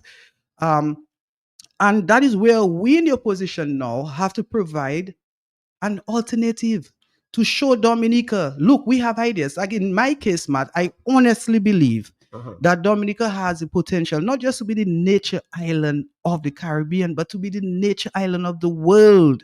Dominica has water. Water is the new gold. But we've been destroying our resources now. We are destroying it because, again, this government lacks vision. The government don't understand that we have been given God-given resources that the world wants right now. Take, for example, Matt, when you travel, when you travel, you realize that every supermarket in the United States right now has certain sections for organic produce. Am I lying to you? That's true. You know why that's happening? Because the world has been brought to its knees to accept that the things that we eat contributes to cancers if they are not organic. The world has been brought to its knees to understand that if we keep deforesting our areas, global temperatures will increase. There will be stronger hurricanes, glaciers will melt. So the world has been forced to go to its knees. So right now, the green discussion has taken a greater prominence in the world. So in other words, the world now is trying to reverse its direction. Here in Dominica, where we have abundant water, which is the new gold, because research has shown in the next 40, 50 years, drinking water will become so scarce that countries will be scrambling to get water. We have it in Dominica. We have it in abundance. So you're telling me this government has not been able to get a vision to use our water to feed our people? There are several countries in Africa where, in Lesotho, as an example, your water is the main export. Let's take a phone call. Hello there, yes? Yeah, Matt. Yes, how are you doing? Yeah, Matt, I just listening to this question. Joshua just made a statement there, right? I know the opposition are doing enough and they're not doing whatever. But he just painted the scenario there about a person who, for some reason, they want to leave the Labour and switch and they're afraid to go out and so. What can the opposition do in a situation like that? Repeat the question. What is the opposition supposed to do something like what? I'm trying to get a context. Because they keep saying that the opposition are doing enough. And he painted a scenario. So when you're facing those kind of issues, how you blame the opposition? What can the opposition do? I'm not too sure exactly what the gentleman is asking, and nobody's blaming opposition. We're just analyzing the facts in respect to our behavior as opposition entities and parties and individuals, and I'm part of that as well. I must concede, Matt, I have not been on the ground as I used to. If I were to take politics more seriously, I take people seriously, Matt. On a daily basis, I am devoted to people. I help people all the time. I represent people. I act for people. And most of what I do for people is quiet and secret. I don't go and trumpet what I do for people. But if I were to say that, look, I'm going to contest the Roseau South constituency or the Kalinago constituency at the next general election, and I'm very serious about it, I have to make the sacrifice. I have to spend time on the ground. That's what we are saying. You have to do the work. You have to go out there to persuade people. You have to give people reasons why they should follow you. The radio is not enough. Having one public meeting a week is not enough. Matt, politics is hard work. You have to soil your hands. You have to have hungry stomachs. You have to lose weight. You have to sacrifice. Until and unless we do that, we'll not get into the promised land. Look at how the Israelites, for 40 years, toiling, walking, suffering, getting confused and discouraged. Let us look at ourselves as the Israelites in the opposition. We want to get to the promised land. We have been confused. We have been fighting with each other. That is in the past. Let's come together now as a team. We'll talk about do the work and get going. We'll talk about that when we come back. Hello, talk to me, yes? Yes, Mark. What Josh was saying there, I don't like to tell you. It making only sense, right? But I can tell you, you don't know nothing. Joshua work hard, going to house, morning, noon, and night. As he say, is not going on a radio and talking. You have to go to house and convince the people, because that man they call Joshua, right? God that given him the strength. Mr. Workmat, they make Joshua shame. They're telling him things. Joshua never give up. And what blessing was saying, I say hallelujah, amen. Because Joshua talk about I'm fighting between yourself. Leave that alone. Kill that and let us move on. The man willing to be with all you. And Matt, it has some people that don't even know about what that happening. You cannot have a passport, right? You have a picture on the passport. You have a picture on your social security. And they still want to take up a picture for you, Matt. And they think it's a good thing you bring Joshua there. And I'm telling people, leave Joshua alone. And Joshua educating the people. All right, Marlon, thank you very much. So someone says, Joshua, the question is, do you think the opposition can win any election without campaign finance reform? Well, Matt, you always need campaign finance. Well, the person is asking without the reform? Yes. Matt, I am fully convinced that the opposition can win the next general election. Without finance? Without campaign finance reform.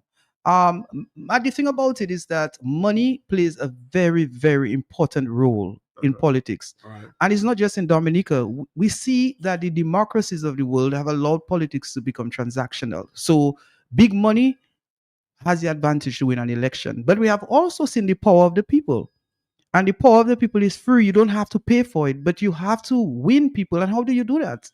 You go out there and you talk to people. You persuade people. That has been the natural and original way to win people, and it still exists. You can win a man who is considered to be a liberal and maybe getting monies from the Labour Party, but you're not going to win him by just simply asking him to follow. You have to give him reasons. You have to be relentless. You have to keep going at him, and eventually you can win him. It's like, look at a person. Look at yourself as a man, and you want a woman.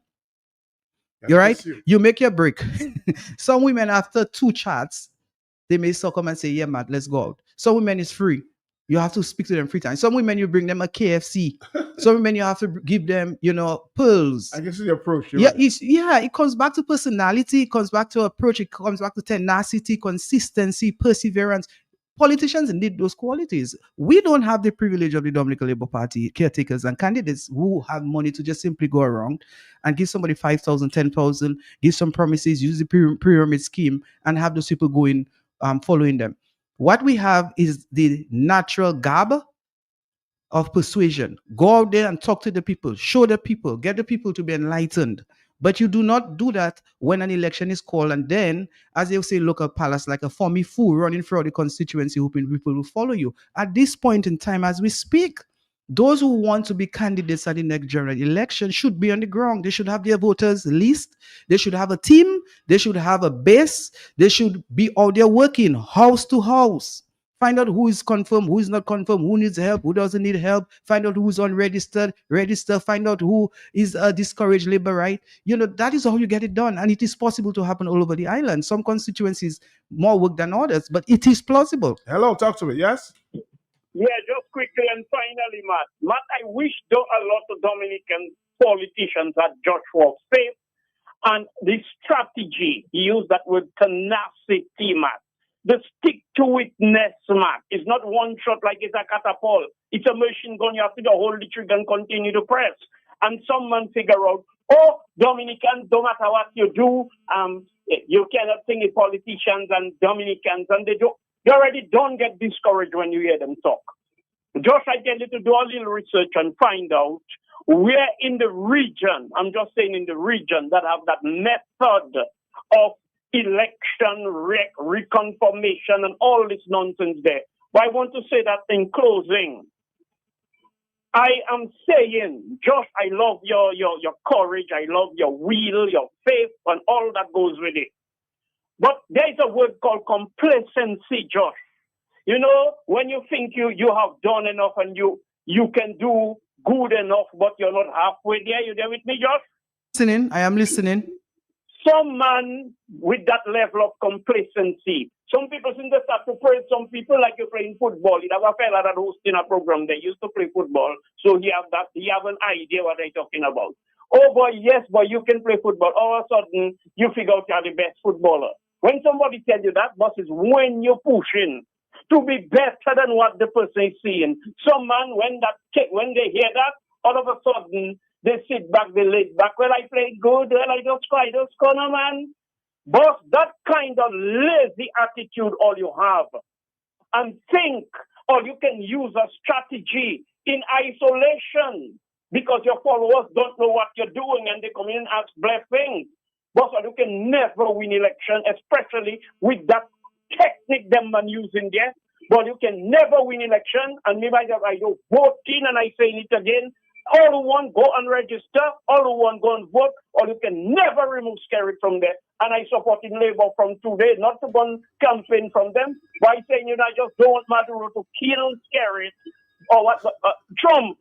But I am saying Skerrit can stay there till 2050, as they say. I don't give a damn much sorry on your radio because fellas think they're too good. They're too good because they work hard, they're big and they have education. But don't follow Joshua Francis, eh? All right, blessings. Thank you. Thank you very much. Blessings to have Joshua. You have me confused here.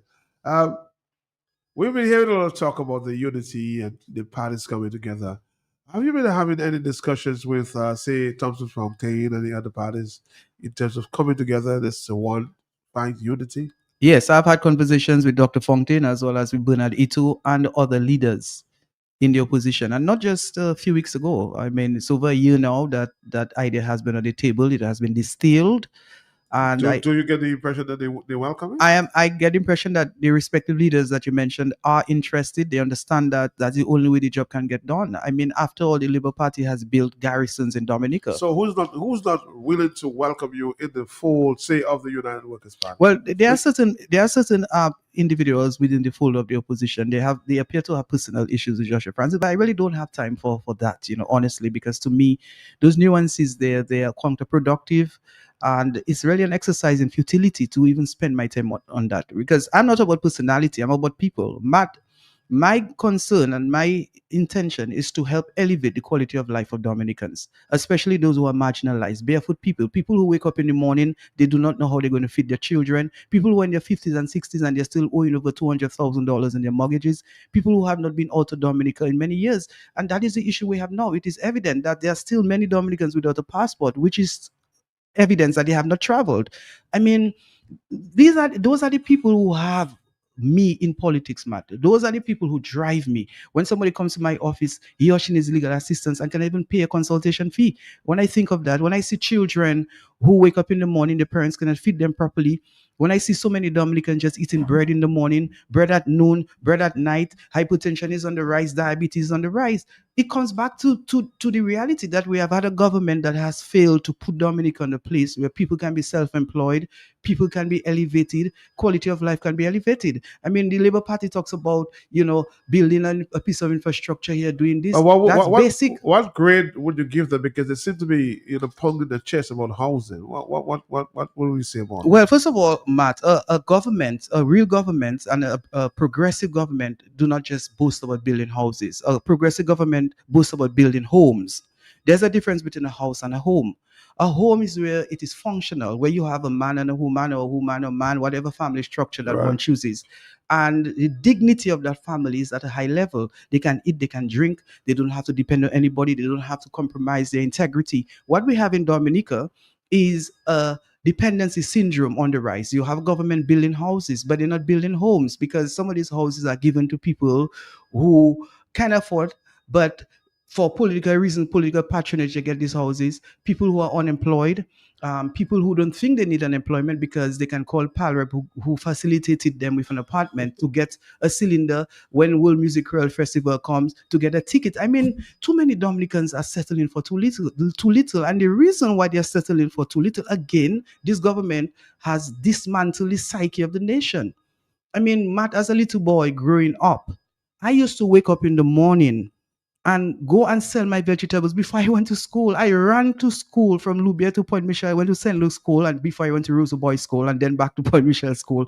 And I used to go sell in the morning, run to school, come back during lunchtime, come back to Lubia, eat, run back to school in the afternoon, go and sell my avocados, do whatever I had to do. I can't recall my grandparents, who were indigent in certain respects, never had to call Ambrose George or call Mr.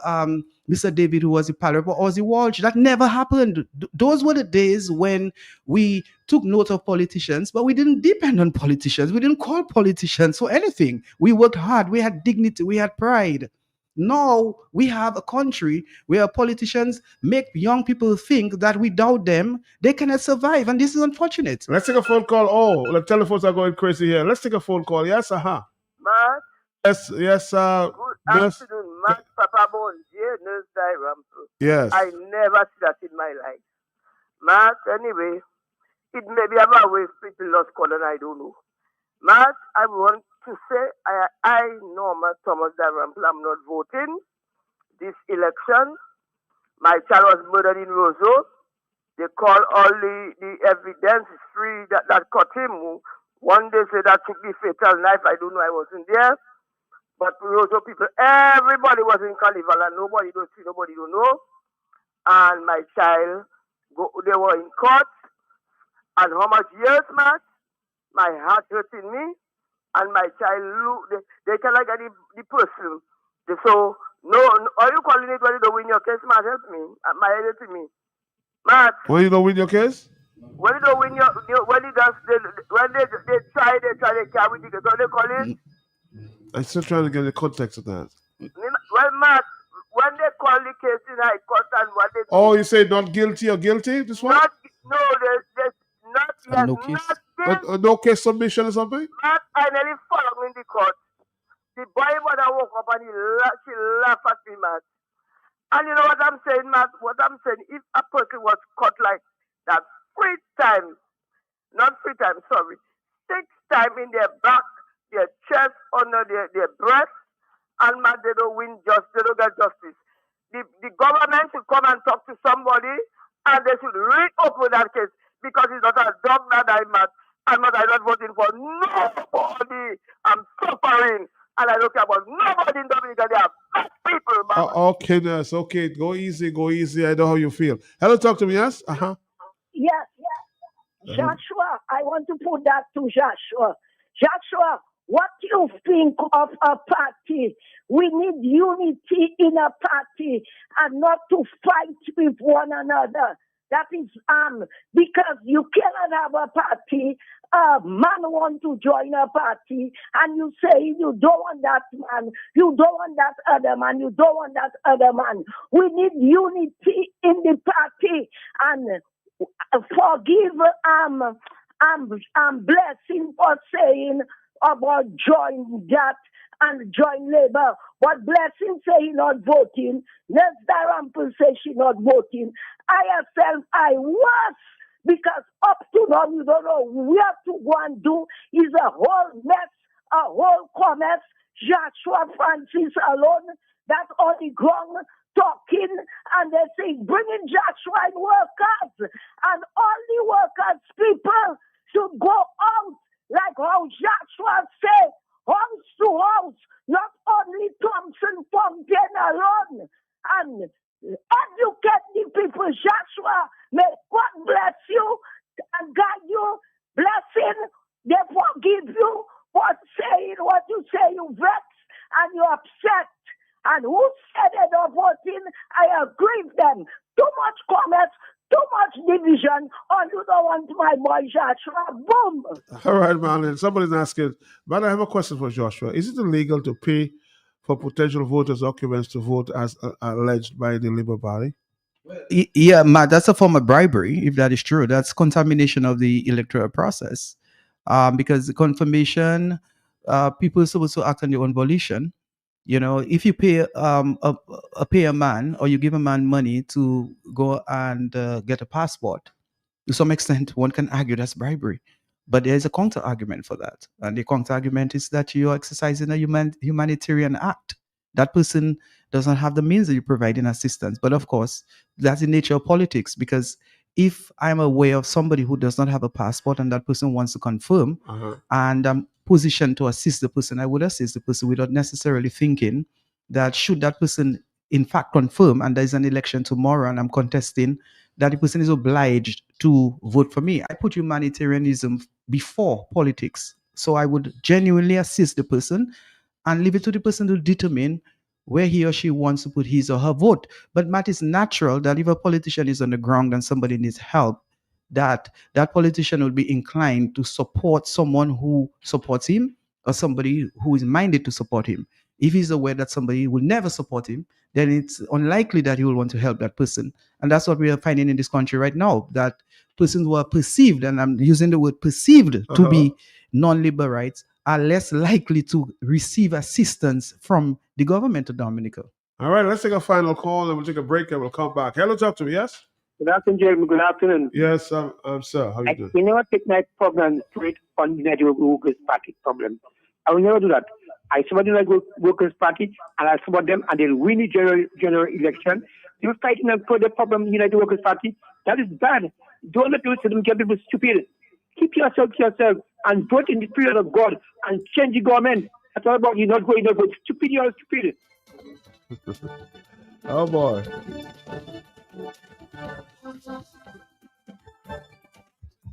People stand against oppression, corruption, nepotism, and mismanagement. We stand against your lack of respect for due process and the right to democratic equality. No apology will be accepted for betraying our trust. I'm gonna read this song that'll give you a little coolness, huh? Cool out there, cool out. Oh God, we didn't vote for that. Until we democracy. No, don't divide our country and destroy we unity. No.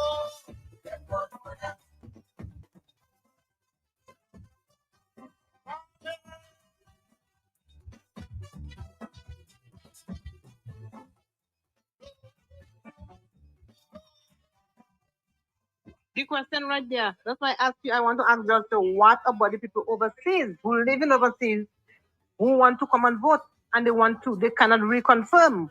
How going about that will be for them? How are they gonna go about it if they want to come up to vote and they have not reconfirmed? That's the question. The question right there. We must be defiant. Well, if you have not reconfirmed, you cannot come back. That's a simple one. Yes, Matt. Just to answer that caller, if someone is on the voters list right now, and of course the confirmation process is taking place, initially you have 12 months, and the Electoral Commission can extend the confirmation process on additional 3 months, maximum 15 months, and the new list comes out. And that person in diaspora name would be deleted. The only way that name can return on the voters list is the person have to come back to Dominica and stay in a certain area for at least 3 months. That's the law. Now the people say you must go.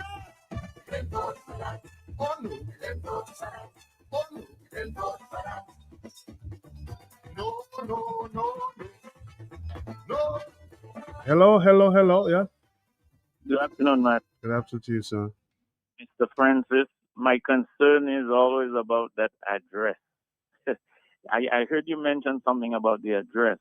Can you delve into that query of the address? Because I think it's important that when somebody comes to register or reconfirm or whatever, not enough is being done to confirm that person's address. It's just a matter of they accept it from the person who suggests what their address is.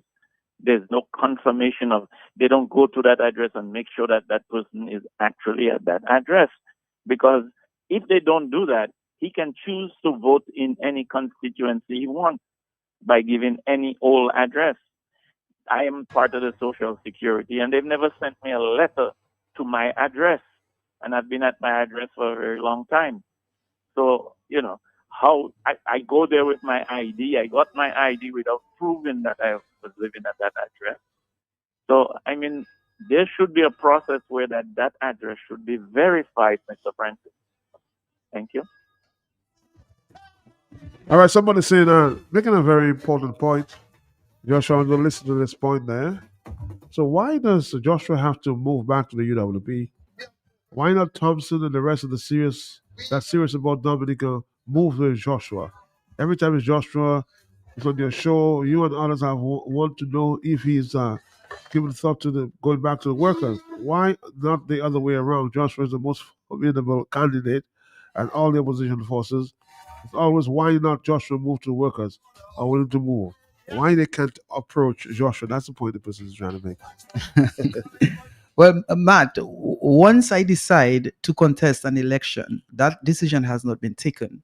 I am prepared to work with any political individual, any entity, any political party, any leader who has common objective to cause a change of government in Dominica. And we do not want a change. We need a change. If Dominica is to do better and to stand out in the Caribbean, we must change its government. When will you decide, Joshua?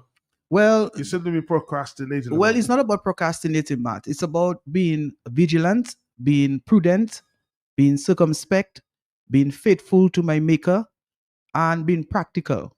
So you will know when that time is right. I will know. I have always known when to do things. I did not always get it right. But this time I want to get it right. And it is not just for me, but for the people. Matt, again, as I said, and that is what's happening to a number of supporters of opposition forces. They are tired. Matt, nobody wants to put his or her resources into a pursuit that is doomed or on a course of failure. We have to make Dominicans feel confident enough that whenever the next general election is called, that we will have a change of government. Because after all, if a man has been supporting an opposition force since 1990, he would have tasted the fruits of his labor between 95 and 1999, and thereafter he has lost 6 consecutive elections. Naturally, that man will be tired. He'll be exhausted. He'll be crying out for help. And that man, if he were to put his effort again, he would want victory. And that is only fair and just. And that is why we as leaders, we have to take into consideration that our supporters are getting demoralized because time is not on our side. 25 years is 25 years of our life. A man who was 25 years in 2000 is now 50 and moving on. You're right about that. A man who was 50 is now 75. You know, that's the reality. 5 years is a long time. When that 5 years elapse, it never returns. So we who wants that change must be prepared to do what it takes to get that change. And it starts at home. You have to take care of your home.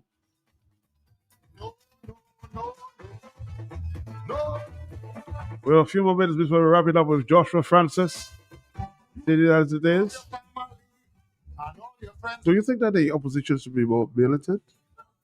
Militancy is required in certain respects. As to when to be militant, all depends on the circumstances. We can't have a leadership that is always passive. There's a season for everything. There's a season to be militant, and there's a season to be calm and passive. So when it necessitates militancy, the leaders must be militant. And militancy is not about taking up physical arms to try to change a government or burning a building. Militancy also involves being robust in persuading Dominicans why we need to change a government. Militancy also means getting a team and going into the trenches, going to the respective communities in Dominica and carrying out surveys, having discussions and winning people one by one. That's a form of militancy. Because it means that you're not passive, you are there, you're rigorously winning hearts and minds of the people. Because ultimately, Matt, politics is a numbers game. If there are 10 people in a community, you want to win that constituency, it means that you need 6 out of the 10. It's that simple. We're going to wrap it up with about 2 more questions and call it a day, you know? Hello, talk to me. Yes, Matt, I think if we want peace, the Prime Minister talk about peace. If we want peace, I think we should go to the Caribbean leaders just to hear what they have their views on that electoral reform thing. It's peace we want. We want peace. We want peace in Dominica. Let us call. They want peace. The Caribbean leaders talk about peace. So let's go to them. We need peace in Dominica. Let's go to them and let's talk about it to see their move on it, to see their reaction What is taking place in Dominica? I'll tell you what, the election has been called in St. Vincent November 27th. So Yes. that's why I'm just feeling a deep feeling there. Something is going to happen as it relates to elections in Dominica. You Maybe think wrong. so? Your intuition is saying something. Something is happening. That supernatural spirit in you is whispering something, Matt. You may be right, you may be wrong. Remember I told you that? Yes, yeah. Hello, talk to me, yes. Yeah, greetings, brethren, and greetings, George. Yes. Yeah, greetings. My brother, when you got a country and the people are ill-informed, they deliberately don't want to be informed, and the government is not doing better to inform them. I mean, it's that we're the only island in the Caribbean in this predicament. You can never see Barbados, Antigua, St. Lucia in that way. No. And the thing about it, we have so much potential. But like this is saying, I don't know, blessings that says it or other people says it. Those who don't listen, they're going to feel. But we don't want to get into that situation because we're going to feel it. It's the next generation. Younger people coming up.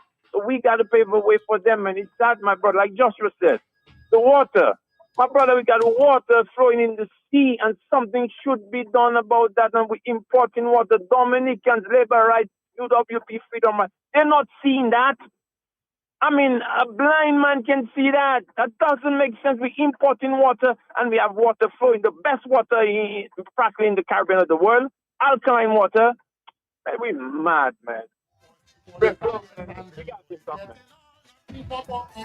who voted for you at all. None at all. Look at Kalele. And still we democracy. Somebody says post-sports can be won by the opposition if they do the work on the ground. Eh? Anywhere can be won, man. Grand Bay can be won. Anywhere can be won. It is possible. I saw some Granbarians there this morning and they basically said they don't see their MP. They don't see their power up. Well, I don't think they should be surprised. I mean, that was just a political game played by the Prime Minister Dominica. It's all about political chess.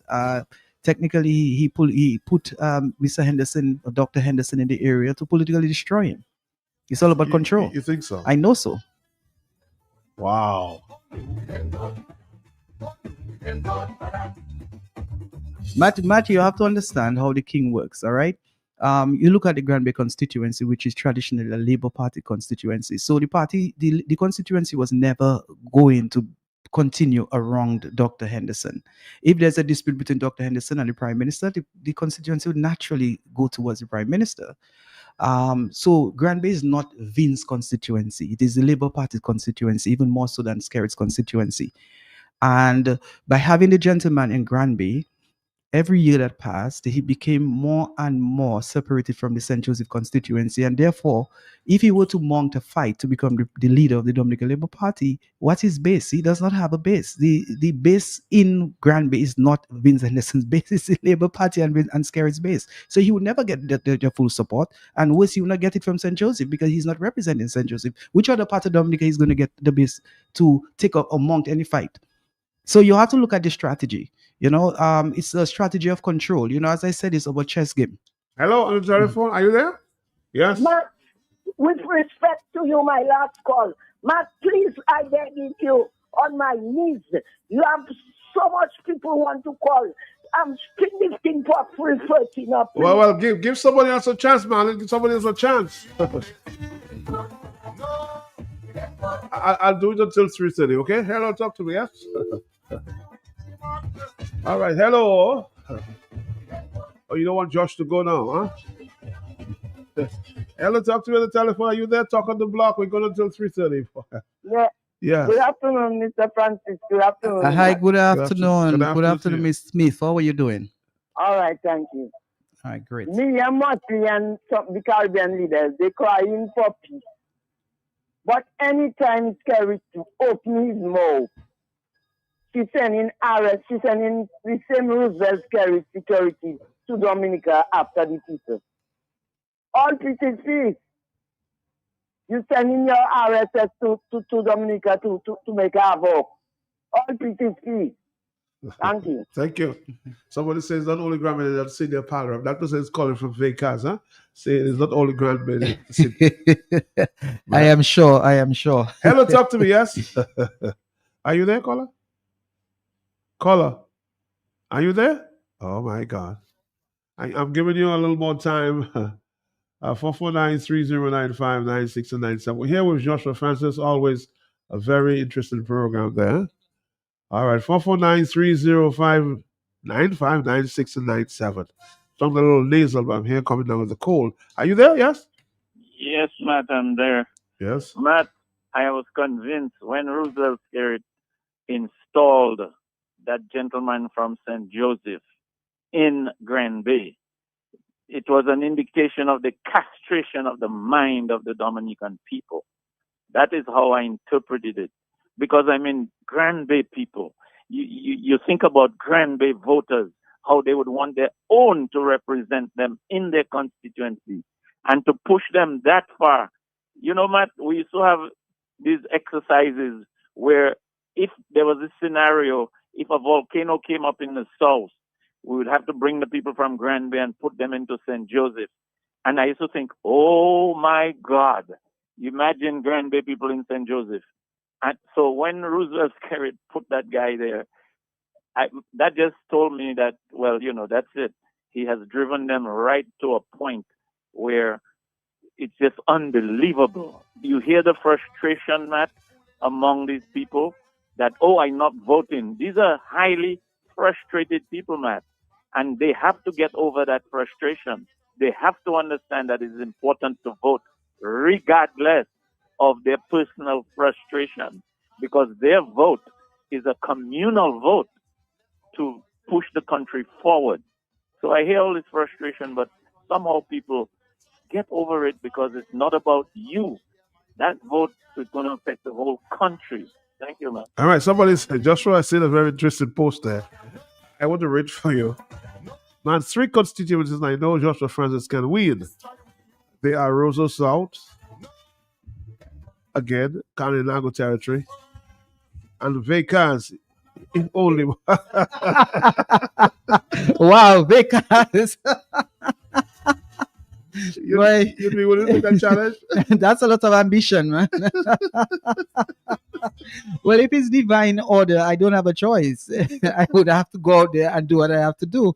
I mean, Dominicans are just lovely people. Wherever they are, I'll go out there to meet with them, talk to them, and understand what they want, and go out there to represent their interests. But I've heard the Prime Minister said, though, I mean, I just want to be frank with you, that you're one of the politicians that, you know, he basically fears on the ground. We know that. He's one you because you're one who can challenge him at any time. Well, the thing about it, you know, I mean, I don't want to blow my trumpet, but you must keep in mind, Matt, when I entered the political arena in 2014, it was natural. You know, people gravitated to me and I was gravitated to people. It was a mutual exchange. With the Prime Minister, he cannot boast the same. He came into the political arena in 1999, but he really got into political prominence when he became the Prime Minister of Dominica, because even as a Minister of Education, he was not that popular. And some people believe that his popularity is mounted on patronage. Of course, naturally, he learned the art. As to whether he's been genuine or he's using deception, that's something else for people to make their own judgment. But over the years, he has learned the art. He has learned to be kind to people. And I think one of the qualities that he has that has worked very good for him is that he appears not to keep people on his heart. He has an open door policy. I mean, you see to Joseph Isaac. Joseph Isaac was the Speaker of the House, out of respect.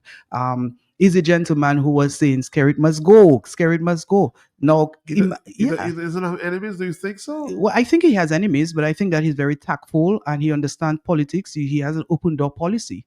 One of the rules of the 48 powers is, what does it say, Matt? To keep your former enemies closer to you than a friend.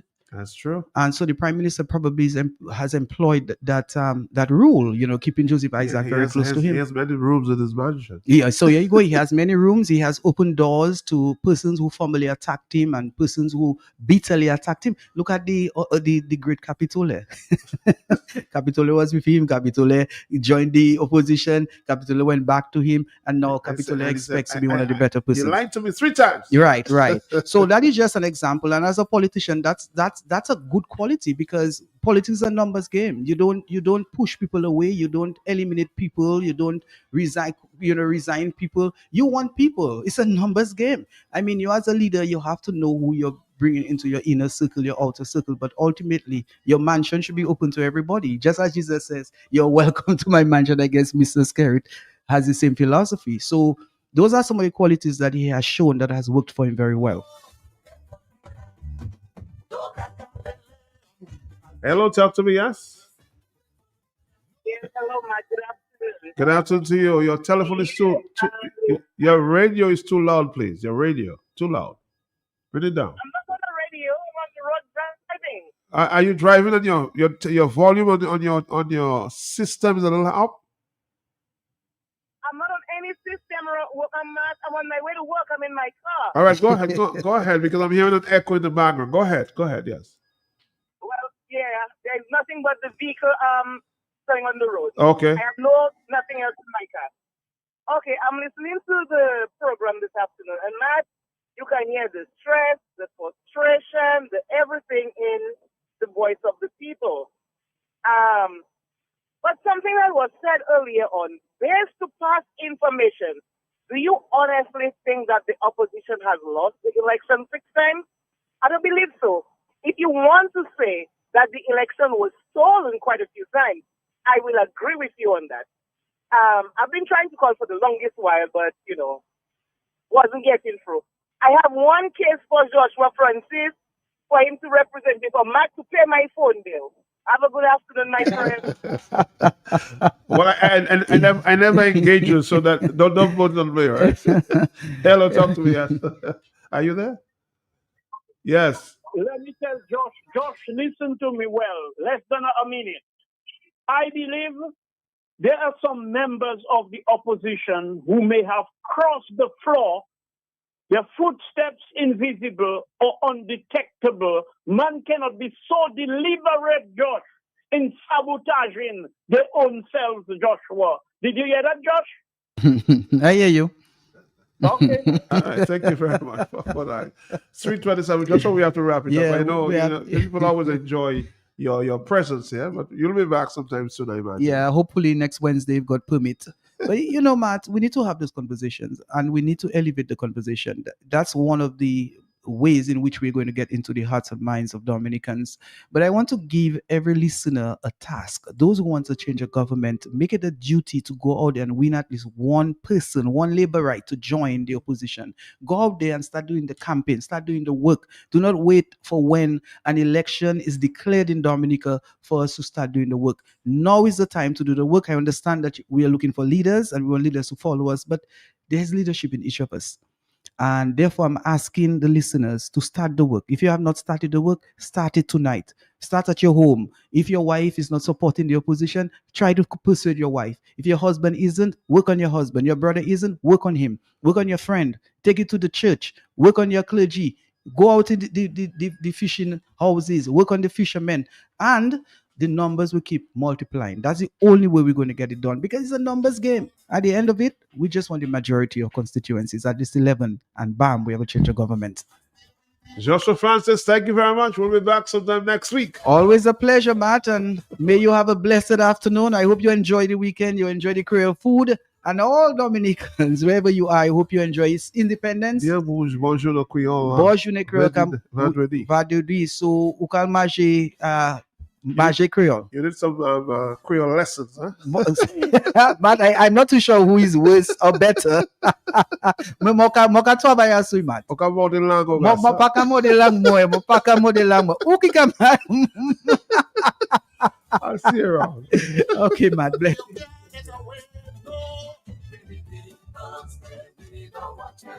Why should we stay silent and not say one word? We must be defiant. Let our voices be heard. When I stand at the book for that my country, I give a choice. Once again, for the country, hear my voice. Yeah, look at Kalele, and still we democracy. No, don't divide our country and destroy we unity. No, put my country first. Because of justice. No.